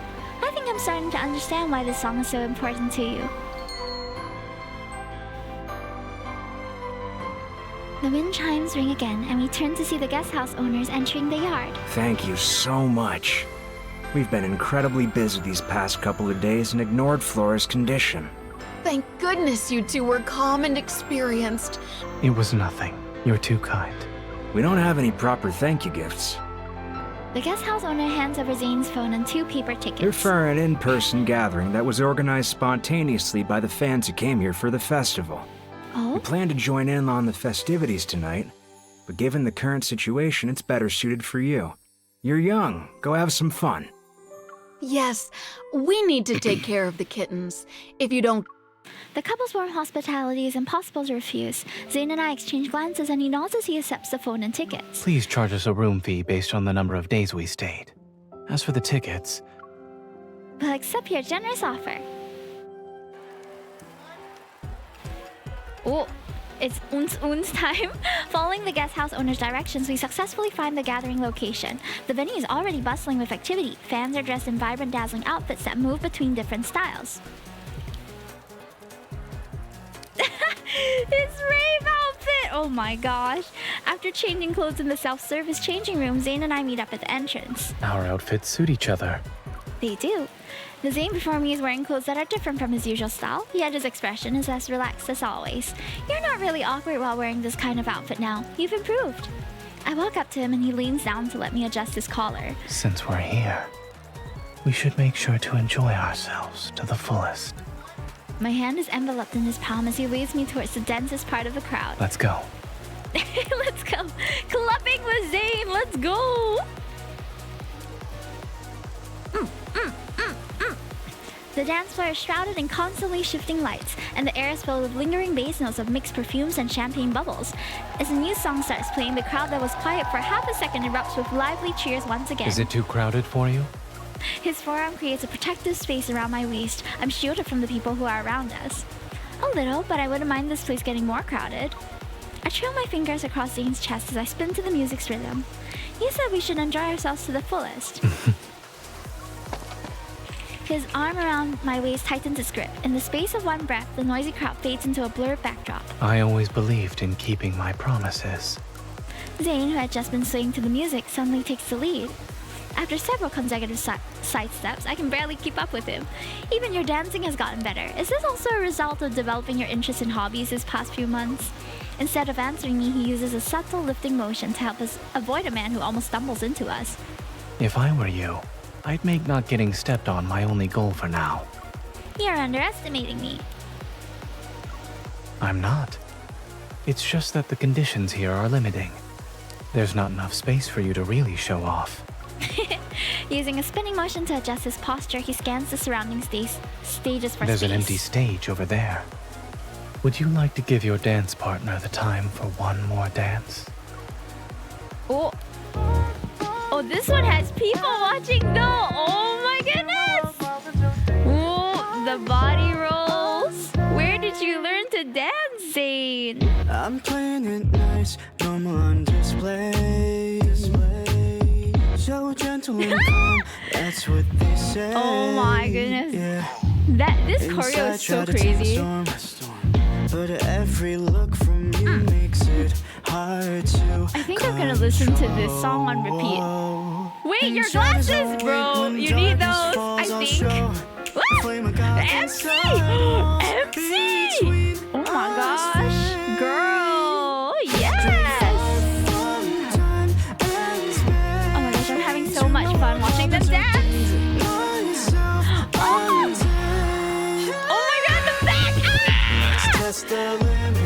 I knew he was obsessed with back, dude. That's wrong suddenly feels right.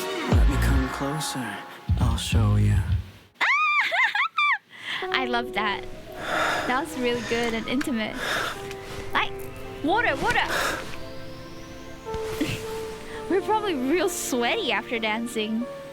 Ooh. I'm not used to the lights or the stage. Are we backstage now? Seems like it. However, I like the feeling of you only looking at me. Ooh. Well, that's convenient. He can just chill the water for us. Whoa. MC. Before the city wakes up, I can satisfy you. You can what? On the stage, he threw his glasses away, comes back, we take them off again. Oh, Nana's using his spectacles on his lips? I'll spend every second with you. You forgot to take off your earpiece. MC is so crazy for this. Oh my goodness! Ah, why is this so spicy, dude?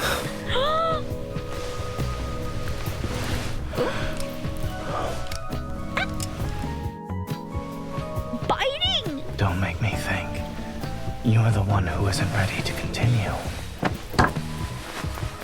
He's always knocking us into There are other ways things. to remind me to take off my earpiece.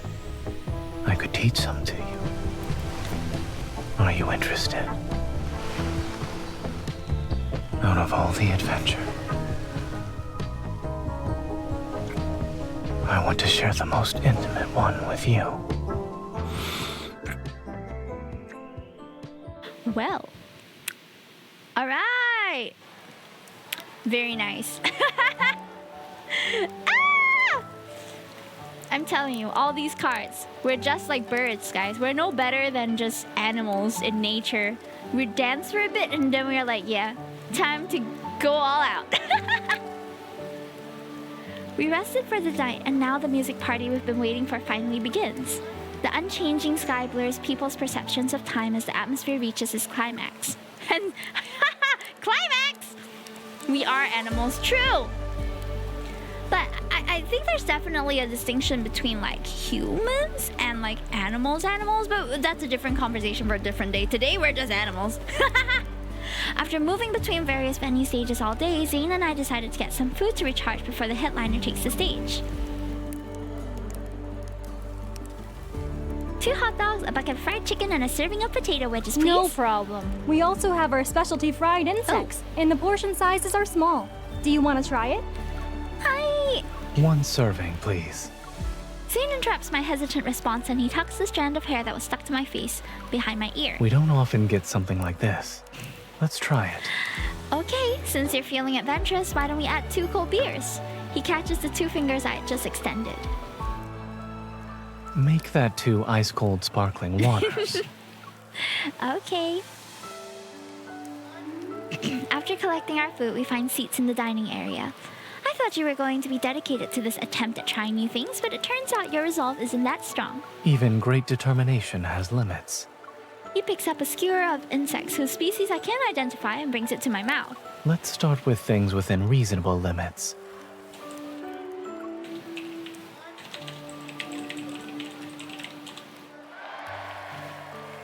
By the time we finish our meal, the previous performance in the main venue has ended. To ensure fair viewing opportunities, fans must leave and wait to enter the venue again when the bands rotate. It'll soon be time. Let's head on over. If we're lucky, we might be able to get spots near the front. You appear to be more enthusiastic than I am. Because it's rare for you to have an ordinary down-to-earth wish. Do you believe me? Yes, I do.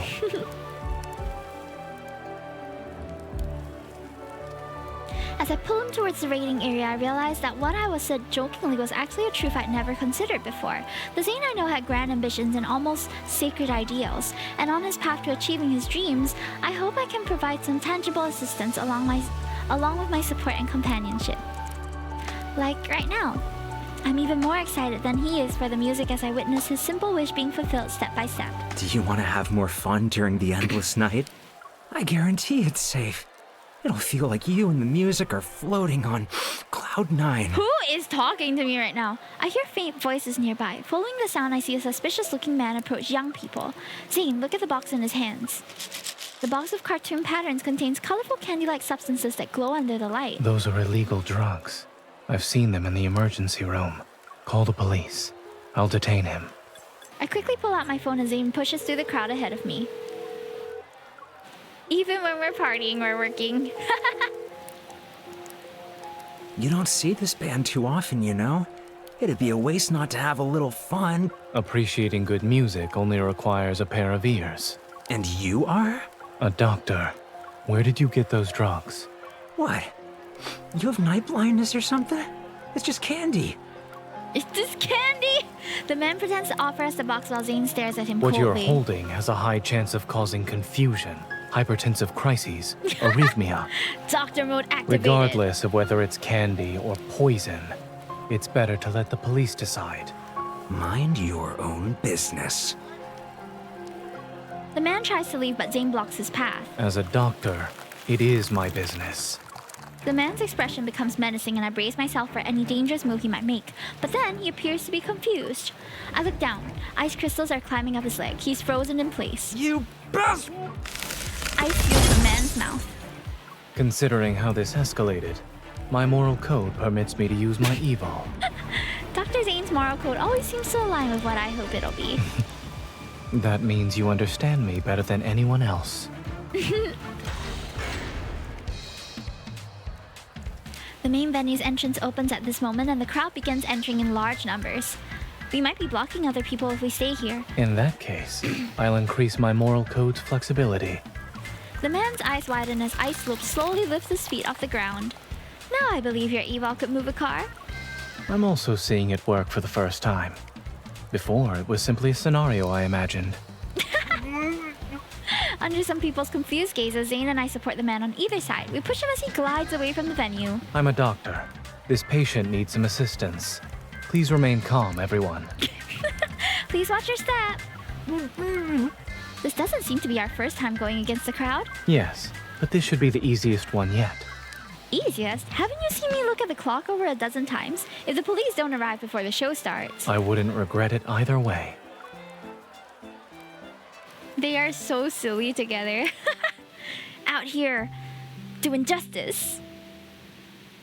We hand the drug dealer over to the police and cooperate by explaining the situation. After everything is over, no entry signs have been set up at the venue entrance. We didn't make it in time. It's okay. Let's sit down and rest. I got to see his performance though, which was the main thing of today.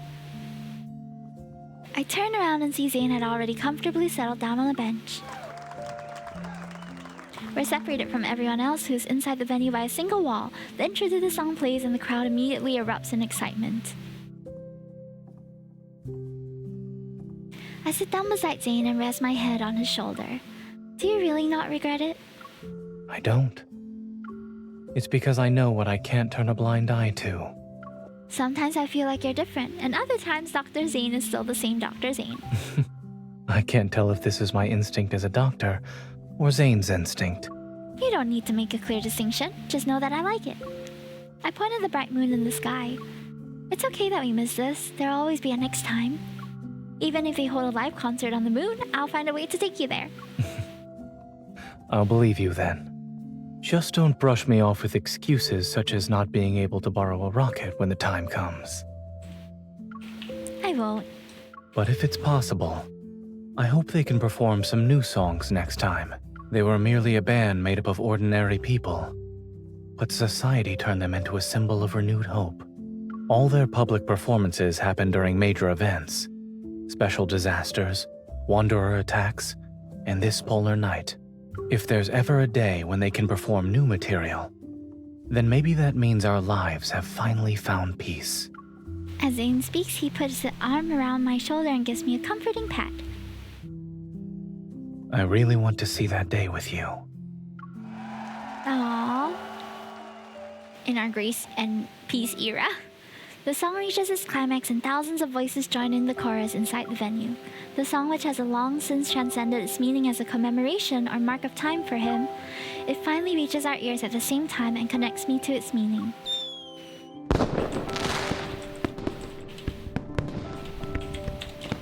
The dark skies pierced by a shrieking trail as fireworks explode. It marks the end of the music festival. It's over. Yes, it's over. You sound a little reluctant. Perhaps. But the polar night isn't over yet. We can take a different route back to Lincoln. Who knows what we'll encounter along the way? Those interesting things could let me see a different side of Zayne. A different Zayne only appears in front of the person who's different to him. His hand gently rests against mine, his steady breaths caressing my ear. Thank you for accompanying me to see this special performance. Under the brilliant fireworks, Zayne's voice is above my head. Now then, would you like to drink a cold beer together? Yes! Finally! Alcohol with Zayne! That was a fun little adventure. I liked his dances. That was probably the most exciting part. But I also find it really funny that he was still kind of working while we were on holiday like that. He just can't seem to like let go fully, and that's totally okay. Alright. The last card that we'll be playing today is called Ignited Echoes, and it's a Rafayel card. It says, on a distant mysterious island, searching for a path that led you there. He is really like... He is eating and serving and everything, okay, in this MV. I can't wait to see the full card, yo. Let's go!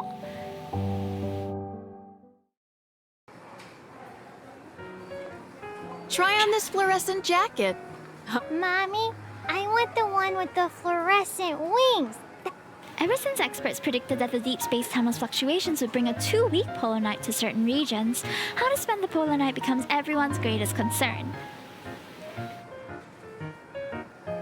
Polar Night Lifestyle Zone? The mall sure knows how to drive sales. I mean, that requires gullible octopuses like you who Like take the me? bait. You have so many arms for impulse buying, cutie. That's why I'm good at spending your money.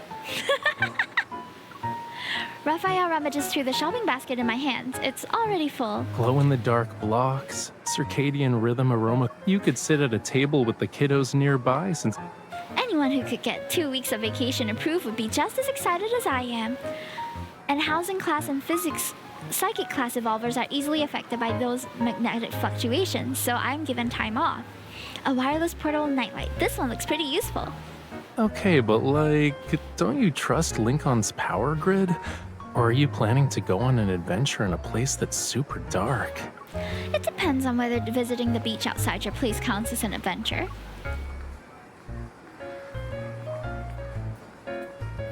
It's hard to say. The magnetic fluctuations will affect the ocean too. Maybe giant octopuses from the deep will sweep away a certain someone who's lost in thought and sitting on the beach with her nightlight. Is that so? Something fluffy covers my back. I turn to see Rafayel wrapping me in a blanket printed with cartoon octopuses. The octopus that lands in White Sand Bay must have some kind of magic. It's comfy and cozy. I pet the label on the blanket that reads Ever Warm Huggy Blanket. And it's big enough to sweep away 2 people at once. Would you like to join me? He spreads out the blanket and wraps himself in it too. Major museums and art galleries have become popular choices during the polar night. Rafayel, the renowned painter who set a personal record for the highest auction price of his work, will also hold his latest art exhibition at Flux Arts. Oh, you will? They're talking about you, Mr. Record-breaking artist. When the polar night arrives, Flux Arts might have lines outside the door. That's something Thomas needs to worry about. My polar night schedule is already packed. Is it now? He takes the shopping basket with one hand and holds the heated blanket with the other as he heads towards the self-checkout machine. But according to multiple sources, Mr. Raphael's new, unreleased work has become a target on the dark web. Anonymous users have posted encrypted information, claiming they know where the artwork is stored. That's crazy. Is this a hoax? No. Huh. My paintings aren't cheap. I know, your paintings are already selling for as much as famous masterpieces, but to be so blatant about it, are they trying to hand themselves over to the police? You can ask them when the time comes. Do you already know who it is? It's not just that. I already set up an inescapable net. Have Will you join me for some real fun during the polar night? I guarantee it'll be more entertaining than these little gadgets you bought.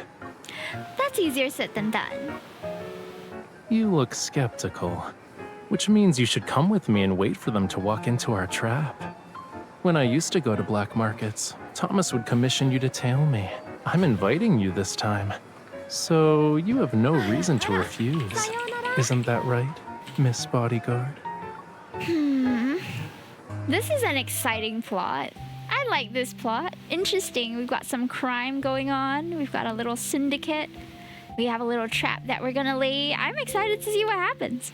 The polar night arrived as predicted, and true to his word, Rafayel brings me to Flux Arts. The exhibition will open its curtains tomorrow. The coveted new work, Submerged, will be hung in the most prominent spot. I helped you choose this painting's title. Layers of dark blue and gray silver blend together to create a spatial tension that's almost palpable. I witnessed the long process of this painting's creation. After I met you, I've been freed from the burden of naming my paintings. Now that I'm looking at it, this resembles today's sky as the polar night descended. And it should be popular during the polar night. It might sell for another record-breaking price. No wonder the black market set its sight on it. But what if a thief gets in and damages the painting? Is there a way to prevent that? We just have to wait and see.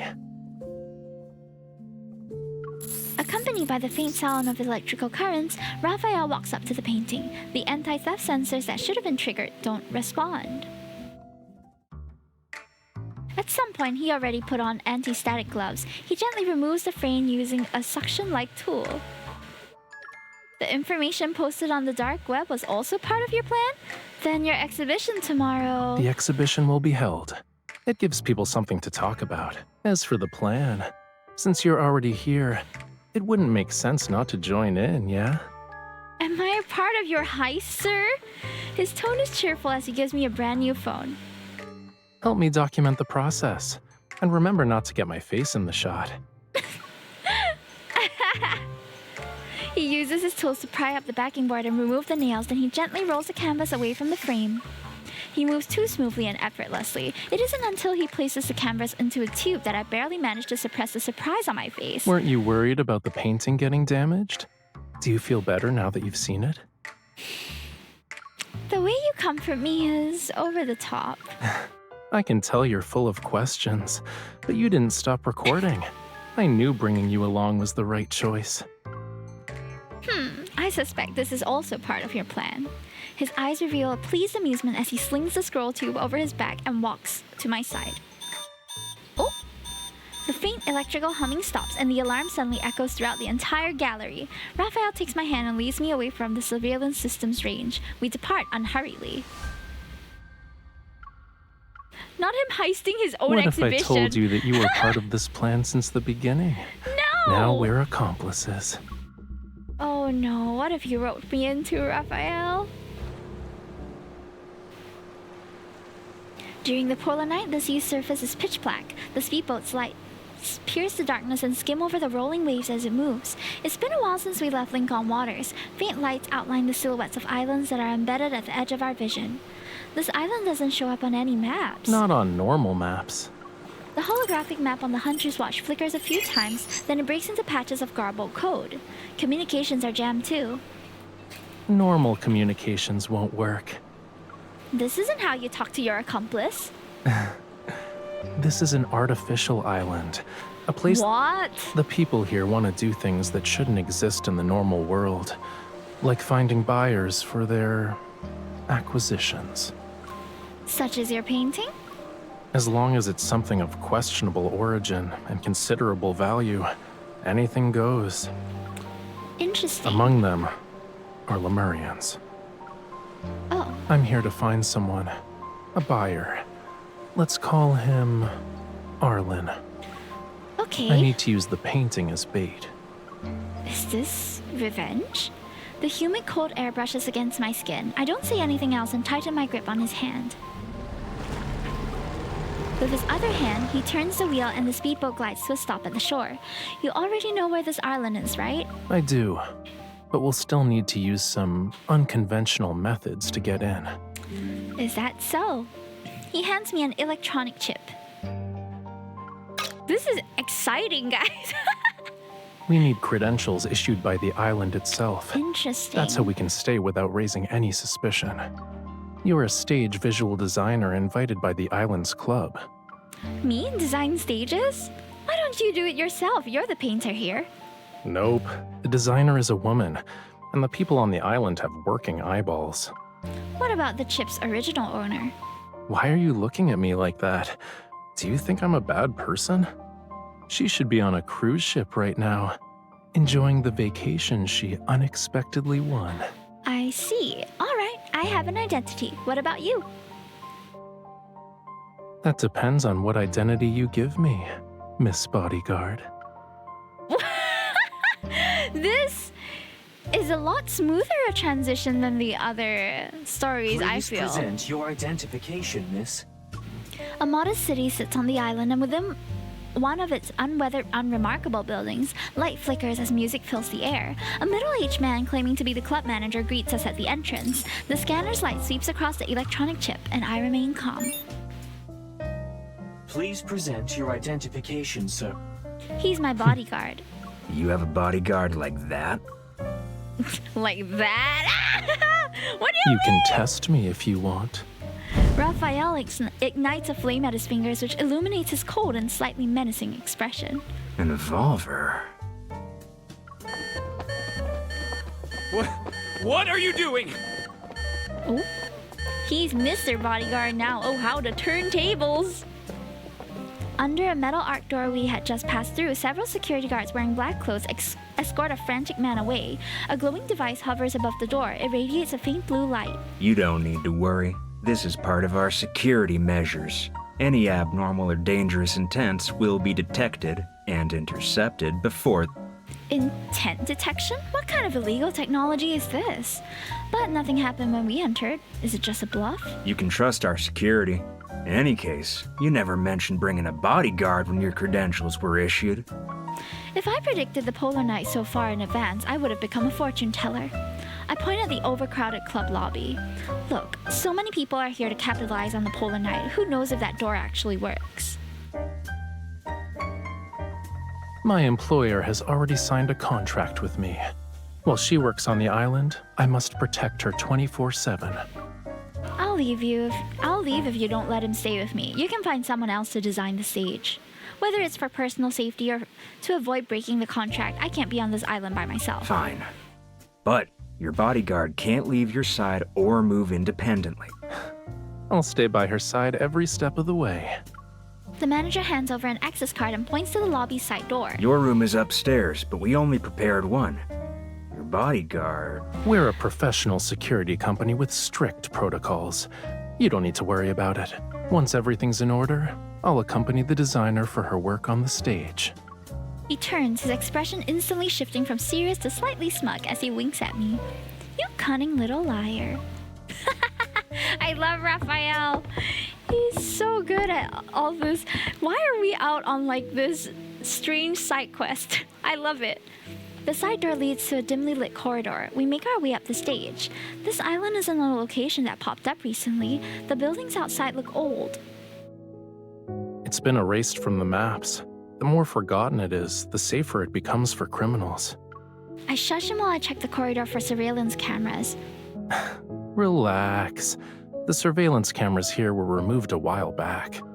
The people who come here wouldn't want to leave any traces. There really are no surveillance devices in the corridor. I let out a sigh of relief. You seem to know the place well. It's almost like this isn't your first time here. How long have you been preparing for this?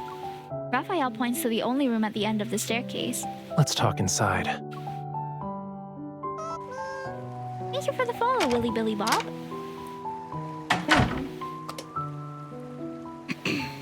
A light bulb flickers weakly in the humid air. Peeling wallpaper from the cramped corners falls softly as the door opens and closes. The sea is near the window, but it blends seamlessly with the night. Only the sound of rising and falling waves traces its outline. The decorations are practically vomiting rainbows downstairs. Ooh. But the upstairs area shows this place's true colors.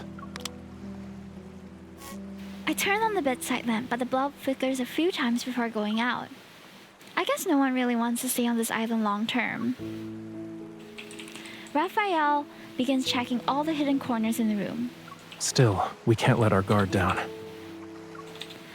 You're surprisingly thorough for someone who switched careers to being a temporary bodyguard.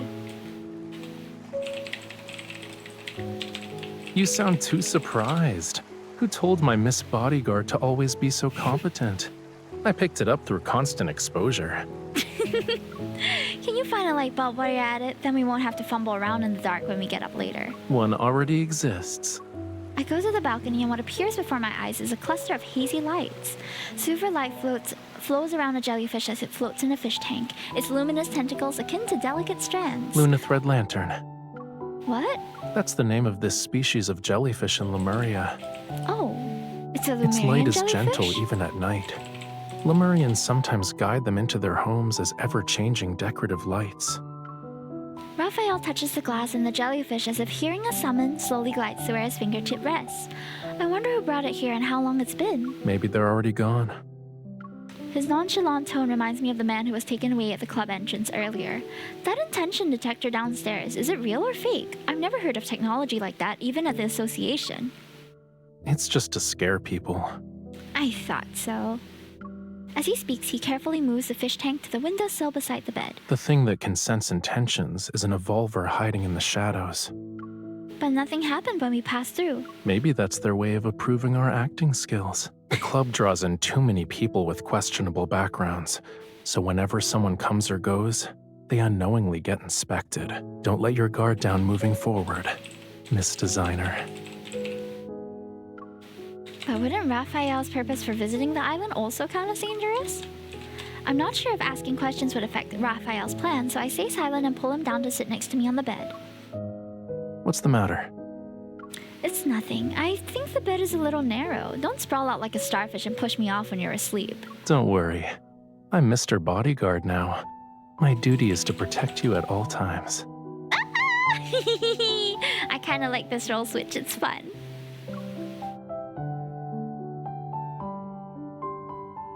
He pulls me into his arms, his voice seemingly coming from deep within his chest.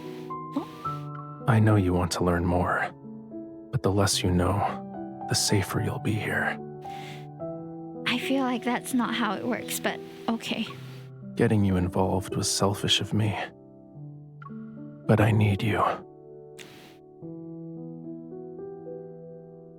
Hehehe. Those are some good lines. He looks at me, and then the determination and trust intertwined with his eyes makes me suppress the questions in my heart. If your plan is going to take a lot of time, then you should bring me along. I place my hand to his chest. I don't want to be separated from you for so long. Even through his clothing, I can feel his heartbeat and warmth beneath my palm.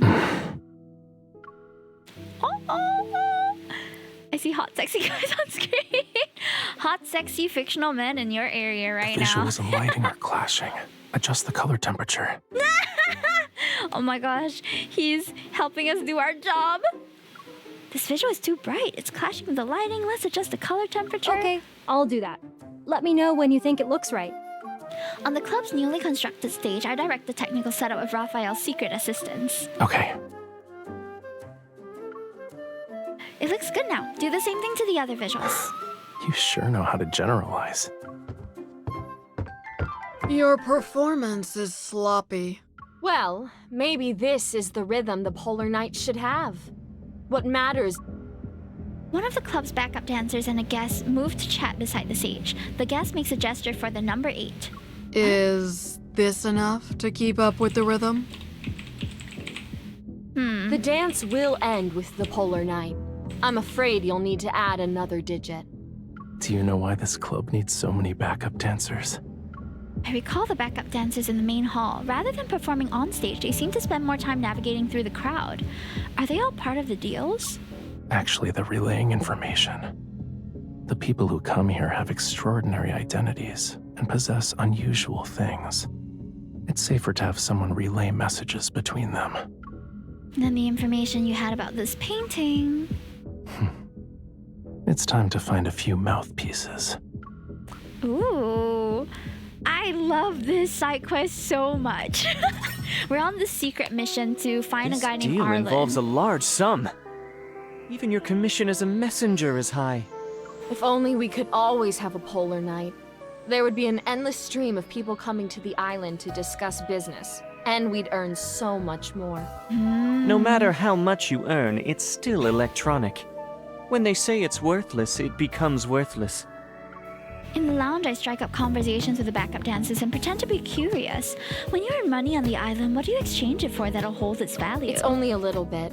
Aside from cash and gold, what else can we exchange it for? Only the wealthy people on the island compete to buy antiques and paintings. What about new paintings by famous artists? Do they sell well? That depends on whose it is. Raphael. The backup dancers lean in. Rafayel? He's the most sought-after artist here. His previous paintings were bought at high prices the moment they arrived at the club.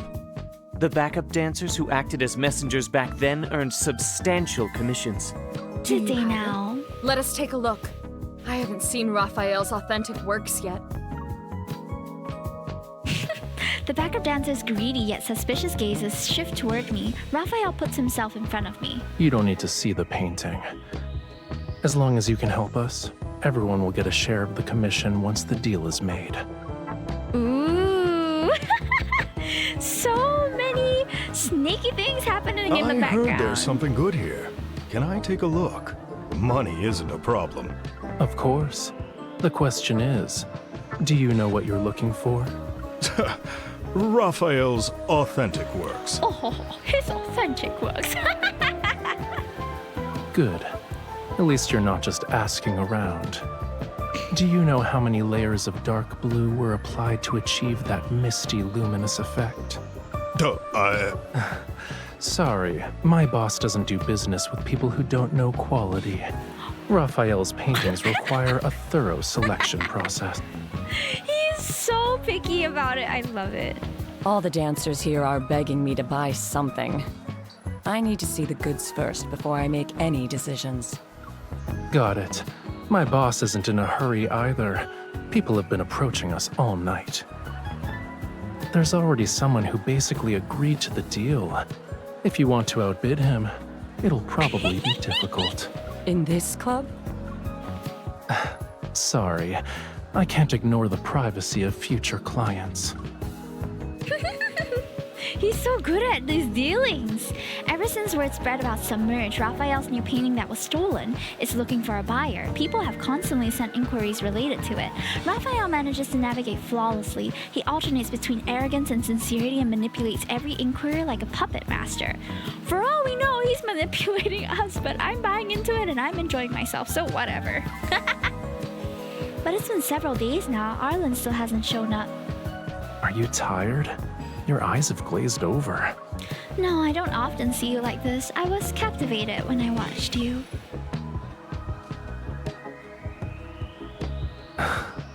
Is it that surprising? Maybe a little. The manager is looking over here. I lead Rafayel to the backstage area and adjust the edge lighting. The target you're trying to lure in is more cautious than expected. Yeah, but the island isn't that big. All that's left to do is wait.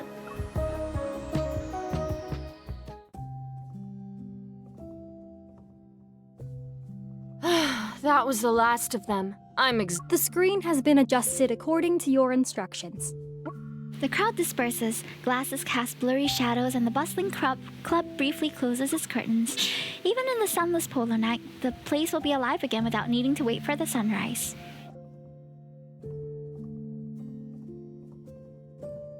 Rafayel, what time is it? During a polar night, time is the first thing to lose meaning. You're right. I can't even remember how many days have passed since we arrived here. Noticing the new equipment on stage is the only way I can keep track of time.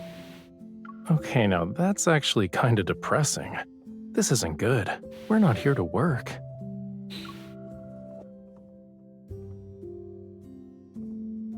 He pulls me up from the sofa. Is Mr. Bodyguard going to forego his duties for a while? Mr. Bodyguard will stay by your side. But the moments we should be sharing together need to be more than this. Since we've got the chance, we can have more meaningful experiences to mark the polar night. Don't tell me you're going to... A mischievous glint dances in Rafayel's eyes as he pulls out 2 new outfits. Looking good. When you're dressed like that, you'll be the most captivating dancer here. But I only care about my dance partner's gaze. How are the stage effects? Do you want to check them out, Miss Designer? Sure. We step onto the center of the stage and the flashing lights overhead seemingly become dancing flames in my swaying vision. Hi, Spoopy Andy. The floor beneath our feet vibrates with a fierce rhythm. To the beat of the drums, we move closer amid interwoven lights and shadows. We pass each other, only to move closer again. Oh! Falling through the night, calling for your light. I know what I feel, but you pull me near. Oh my gosh, the pyrotechnics! Now setting it afire and we'll let it grow. We come alive, come alive, yeah, we'll do it. Let's get a jam in the chat, I will tell you. He is very captivating. Whether it's singing or his dancing, his performances in general, so dramatic, I love it. Yeah, we scream and shout, we go. Won't stop, never get enough, no. This time we will push it even higher. I wanna be back with you. Oh, let's go. To run, lose my mind, come undone. Take me down, go higher. I don't know when we had the time to practice, but I guess at some point, you know?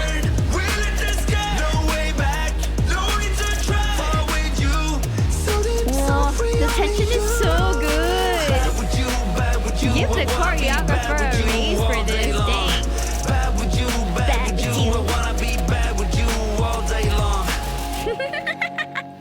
I love it.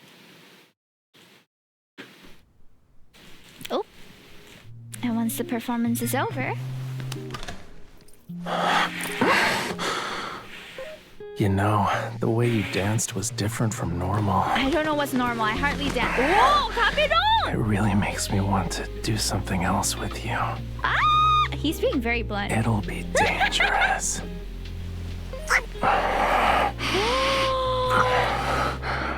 He's very blunt. Oh, I have earrings that look like that. He's so love drunk. Raphael.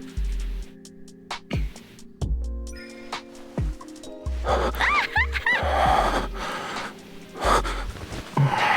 you okay, bro? I'll tell you when we return to the room. Close the door, and I might become more dangerous. Well, that's some heavy breathing, yeah. Do you always go up the stairs this slowly? Maybe you're the one to blame. That's not necessarily a bad thing. Ooh. Let me see just how bad you can be, okay?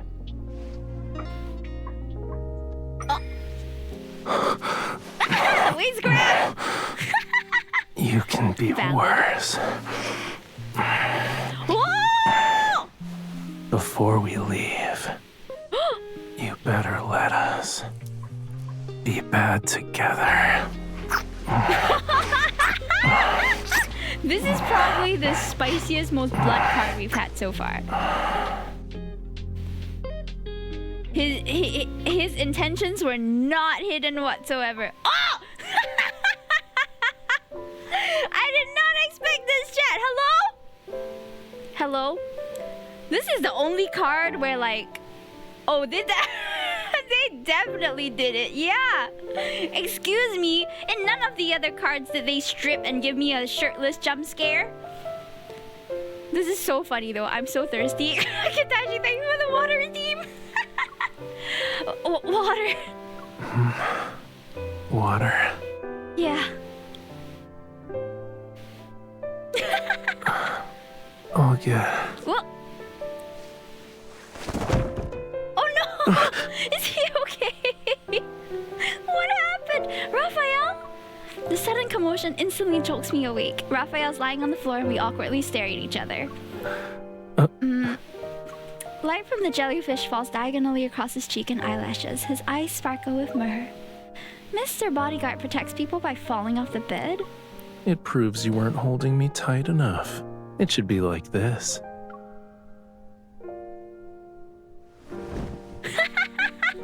Wait, I actually want to know what happens, so please don't end it here. I want to know if we get Arlen or not and what happens to his exhibition. He grabs my outstretched arm and pulls me with a bit of force. I tumble into his arms and he holds me tightly. Aww. Raphael? We've been inseparable these past few days, but it feels like we haven't really been together. All because I have too many things on my mind. And it'd be better if I didn't know any of that stuff? Yeah? Before, I thought that was how it should be. But it feels different now. Not being able to share things with you. I guess I should take all this off. It's like something's missing. No, it's more like a lot is missing. Your clothes are missing? That's what's missing right now. I miss you. Aww. I know that was the nickname I set for myself, but still. Faint vibrations from the music drift up from downstairs. The restless energy of the club is seemingly endless. Let's go on a date. Now? It's so noisy. We won't be able to sleep anytime soon. We made a lot of preparations for the polar night, and now that it's actually here, we haven't properly experienced it yet. If we miss out on it because of my situation, I'll regret it. You wanna go on a date right now? Okay. I guess I'll put my clothes back on. Passing by increasingly sparse, rundown buildings, we quickly reach the seaside. The empty beach is silent aside from the tide. Our ears, saturated by the club's cacophony, take a moment to adjust. There are a lot of people on the island. I thought they'd go to the beach for their vacation. I didn't expect this to be the quietest place. A beach where you can't sunbathe isn't exactly appealing for humans. Says who? The beach during the polar night is different. The night sky displays bands of light similar to an aurora. They drift at the horizon where the sea meets the sky. Maybe it's because of the magnetic fluctuations. You're different from other people, from the people on this island. The individuals here have their own agendas, and no one has the inclination to appreciate nature's artwork. What about you? I have my own agenda too, but I also want to be like you. Maybe I can no longer be considered a pure Lemurian. But you're still Rafayel. You're already pure enough of a Lemurian to me. Yeah. This is the perfect situation to kiss, guys. He wraps us both in a blanket he brought along. We sit on the beach and observe the lights artwork that's painted across the night sky. If we stayed in Lincoln City, we would have seen this at White Sand Bay, right? The lights won't be as visible in a bright city. Then watching the sea on this island counts as fulfilling my polar night date. It's a pity I didn't bring the Everwarn Huggy blanket. I can fill in as the blankie. As for the portable nightlight that's meant to attract octopuses... He turns and places a warm, gentle kiss on my lips. This is so perfect date coded, guys! I'll make you a Rafayel brand one now. Wait, don't end here! Don't! Oh. I thought the sea at night would be nothing but pure darkness, yet after Rafayel makes me swim for a while, light appears. We went swimming in those outfits? What? Okay. It's from a vast expanse of seashells in the seabed. Their gentle light flickers. I wonder what it would be like to be underwater during a polar night. And we are in those outfits. But the waters around White Sand Bay probably don't have the bioluminescent species like this. They have a scientific name on land, but I still prefer their Lemurian name. Which is? He folds a wide, soft piece of seaweed into a container and has me select some glowing seashells. They're placed inside. They're gleam drops. Their surface is as clear as glass, right? These seashells are unique to this area. I heard that Lemurians who passed through here would bring some back for their children. Why? Is it so they could use them like marbles? The kids would drop a seashell every so often as they swim. If they ever got lost, they could follow the seashells back home. Oh, there are also fairy tales on land about using stones to mark trails in the forest. The ocean and land are surprisingly similar in this regard. He lowers his gaze, his face highlighted by a soft glow. It's from the seashells he's holding.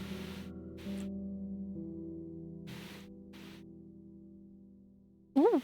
The journey back to the shore is no longer dark. The glowing seashells in our hands illuminate the sea before us. In the tranquil ocean, there's only the sound of water rippling as we swim. Yet, I don't feel lonely at all.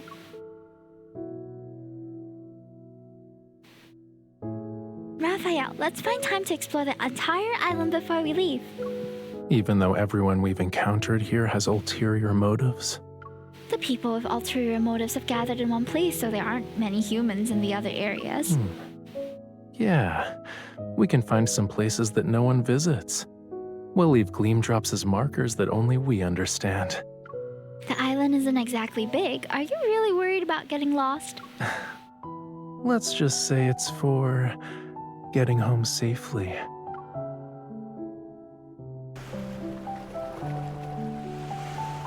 Although the polar night dilutes our perception of time, it can't stop time from passing. Rafayel's still handling inquiries from buyers who aren't our target, but aside from that, the remote areas of the island have gradually been marked with gleam drops. Do you have that painting? A new inquirer approaches, and I'm waiting to see what reason Rafayel will use to turn him away this time. Yes. I turn to look. Rafayel's calm, but his composure is unusual compared to his previous reactions. Arlen? No. Something unusual flickers across the man's glasses. From his subtle reactions, it's clear someone behind the scenes is watching via a hidden camera. It's Arlen's subordinate. I'll need to verify it. Rafayel takes out his phone and plays a video. It's the one he had me record when the painting was stolen. Where's the painting? For a deal that involves a painting of this value, it's not fair if we're the only ones showing our hand. You can name your price. There's more than one buyer here who can pay the same price. You should have seen that over the past few days. He regards the man's glasses with an enigmatic smile. It's as if he's speaking directly to whoever is watching behind the camera. The man hesitates to speak. He's seemingly waiting for instructions from his earpiece. I need to give them a reason to lower their guard. If you don't want to reveal yourself here, then you can have my bodyguard take the painting to meet you. Rafayel's gaze lands on me. I put on a calm, indifferent expression. He has my permission to act on my behalf. You can deal with him directly. He looks so offended, like he's being sent away. Oh, he looks like he's been kicked, like a puppy that was kicked. Oh, poor thing. Don't get lost on your way back, Mr. Bodyguard. Rafayel takes an almost imperceptible deep breath. I'll do whatever my boss tells me, and I already escorted you once. I won't get lost. Once? He's referring to where we recently used gleam drops. I nod at him. All right, follow me. Once the transaction is complete, I'll let you know right away, boss.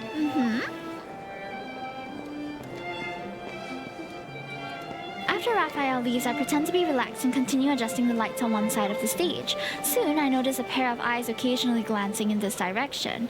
I knew they'd still be watching. While adjusting the lights, I discreetly confirm the person, then I call out to the backup dancer who's passing by. Do you see that gentleman in the gray coat over there? He has something good to sell. You know him? Yeah, he's looking our way. Go say hello. What he has is even more expensive than mine. The backup dancer's eyes immediately light up, and they rush around to surround the man. I seize this opportunity to hit the switch and slip away once the stage goes dark. Oh? The place where Rafayel and I last gathered gleam drops is a ruin deep within the island. When I arrive, a small cluster of seashells glimmers with a faint silvery white light under the dim moonlight. Rafayel isn't here yet. I turn around to find a thin, frail child timidly looking at me. Rafayel told me to find you. My name is Vaughn. Vaughn? I crouch down and see his clothes are tattered. His exposed skin is covered with scars. Where did you come from? A bunker. There were so many guards. Unease begins to grow in my heart, but then a familiar voice echoes in my mind. Getting you involved was selfish of me, but I need you. What else did Rafayel tell you? He said you'd take me home. Yeah. We can find some places that no one visits. We'll leave gleam drops as markers that only we understand. Let's just say it's for getting home safely. He's been leaving clues for us all over the place. Chaotic footsteps resound in the distance. Whether they belong to pursuing guards or not remains unclear. Take Vaughn and leave. Rafayel believes in me, which is why he entrusted Vaughn to me. I won't let him down. I suppress the urge to immediately find Rafayel and hold the boy's hand. Stay close to me, Vaughn. I won't let them take you again. The seashell markers that Rafayel and I left help us avoid the crowd and lead us all the way to the deserted seaside. The weak boy steps into the sea, the dark clouds disperse, and moonlight illuminates the ocean's surface. Faint scales appear on the boy's cheeks. Miss, will Rafayel get in trouble? I'll find him, don't worry. You go first, get to a safe place, then you can contact us. Okay. Will we meet again? We will, soon. The boy nods, turns, and dives into the sea. I catch a glimpse of a light-colored tail beneath the water. It reflects the moonlight for a moment. Maybe another young Lumerian also returned to the sea by following a trail of gleam drops home. A distant thunderous sound makes the ground tremble. The endless night is suddenly illuminated by a massive blaze out of the corner of my eye. This is like an action movie! Rafayel! Oh! The fire spreads rapidly and the sky above the island is bathed in crimson light. Panicked, people flee toward the coast where boats are docked. Rafayel! I go against the crowd and run to the place where the fire burns the strongest. The flames are like crimson waves that devour the pitch-black sky. A familiar silhouette slowly takes the shape in the sea of fire. It's like a shadow formed from flames. I'm okay. What about you? I'm fine. Vong has already returned to the sea. Thank you. Are you okay? I thought he was relieved, but Rafayel's expression seems somewhat distant. I've seen this look before. It was when we were on the beach outside that winery. He invited me to dance in the rain. Maybe he doesn't realize it. He looked like this for a second at the time. Do you want to dance? But it's not raining today. Also, everyone here is running for their lives. I take his hand and it's not as cold as I expected. I'll still hold on to you. I know. I'm bound to you. It's not just that. We're still accomplices. Yeah. What happened there? Who stole our boat? By the time the fire is extinguished, it seemed like everyone had already fled. The air is filled with the acrid smell of smoke and ash. We returned to the club because we wanted to transport the fish tank to the seaside, the one with the jellyfish. Today's waves are bigger than before. The polar night is probably about to end. The seawater has also been affected by the magnetic field fluctuations. I had a fully thought out plan, but I somehow overlooked the possibility of our speedboat getting stolen. This shouldn't be a problem for a Lumerian, though. We crash down and lower the tank into the sea. The jellyfish swims out. Rafayel watches the jellyfish glowing body gradually disappear beneath the waves. I watch Vaughn return to the sea the same way. Lemurians will take him to safety. Don't worry. I thought about the ways you could hide dangerous intentions without being detected, but I overlooked the simplest answer. You're here to save someone. A person can only do so many things. Some of my people are always looking out for Lemurians in distress. The evolver in the club who can sense intentions, and the bunker where Vaughn was held. They provided me that information.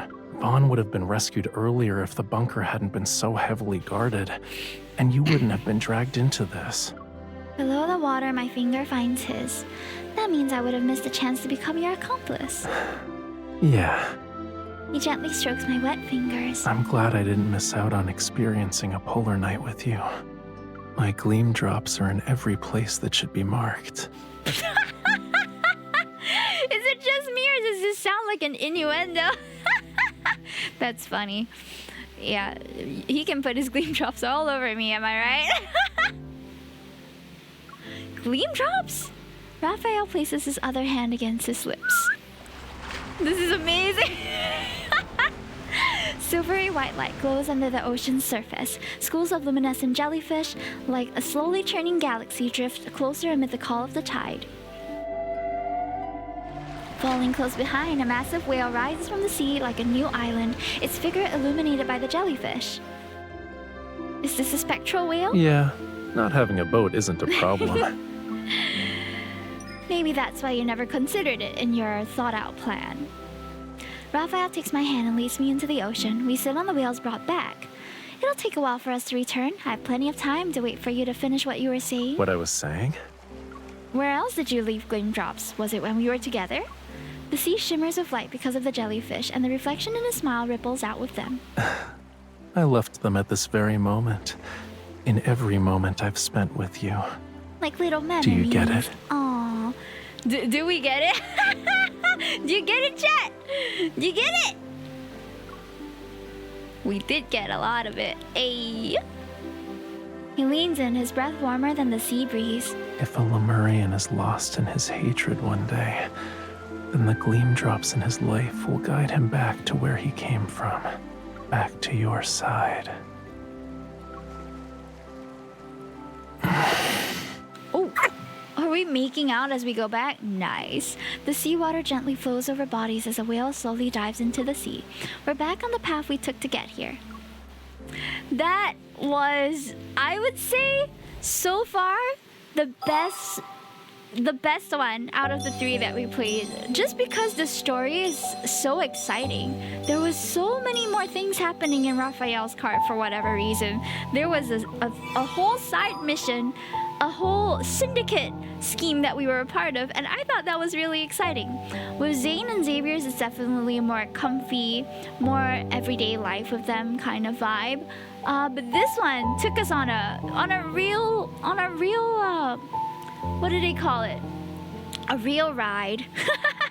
I hope you guys enjoyed that. And that will be all for tonight. We've played 3 of the cards. And in the next stream is going to be when we cover the last 2 cards, which are Silas and Caleb's. So stay tuned for when that's going to happen. It's probably going to be sometime in November, since end of this week is already November. Wasn't the only ride he probably took? Ayo. We went on a couple rides, am I right? Maybe a couple rounds as well. Alrighty, I hope you guys enjoyed. This was really fun. I personally enjoyed that last card a lot, and I hope that we'll have a little more adventure in Silas and Caleb's one too. So, shall we go? I am going to be... Hold on. I'm going to be rating Eaton, who is playing Love and Deepspace for some reason. Eaton is someone that I've met who is in the Malaysian streaming community. He's not a VTuber, he's a facecam streamer. And he's playing Love and Deepspace for, I think, the first time? I don't know if he continues to play it, but anyway, Rafayel almost fainted right after a... That was real fun. So guys, do check out Eaton. Eaton is also doing a day 11 out of 11 days of semi-charity stream, which I'm not so sure what it means. But I hope you guys enjoyed the cards. The MVs and the Kindles did not disappoint. The story for some of them felt a bit abrupt to me, but I felt like it could have been smoothed over if we're willing to overlook some things. I like the writing of Rafayel's story the most personally, but I'm sure that the other cards will also be pleasant in other ways. Thank you, we'll miss you. Yeah, guys, tomorrow's gonna be a long stream. I'm gonna be starting stream... Am I starting earlier? Hold on. Yeah, tomorrow I'm starting earlier at 5... No, I'm not starting earlier. I'm ending later. So tomorrow we're going to be having a Halloween countdown stream. So I'm going to be streaming from 8 to 12 instead of 8 to 10. So if you guys want to come in, we're again having the special redemptions where 1 sub equals to 1 creature that I'll draw for you, or 15 subs or $65 dono for a full illustration that I will complete as soon as I can. See you tomorrow, Himijie. See you. So tomorrow we're going to be doing art, and we're going to be... Don't move. Whoa. Stay still just like that. Now this is a perfect picture. I need to check out my own schedule because I genuinely forgot. But check out my schedule on socials and Discord, and I'll see you tomorrow. Bye, guys!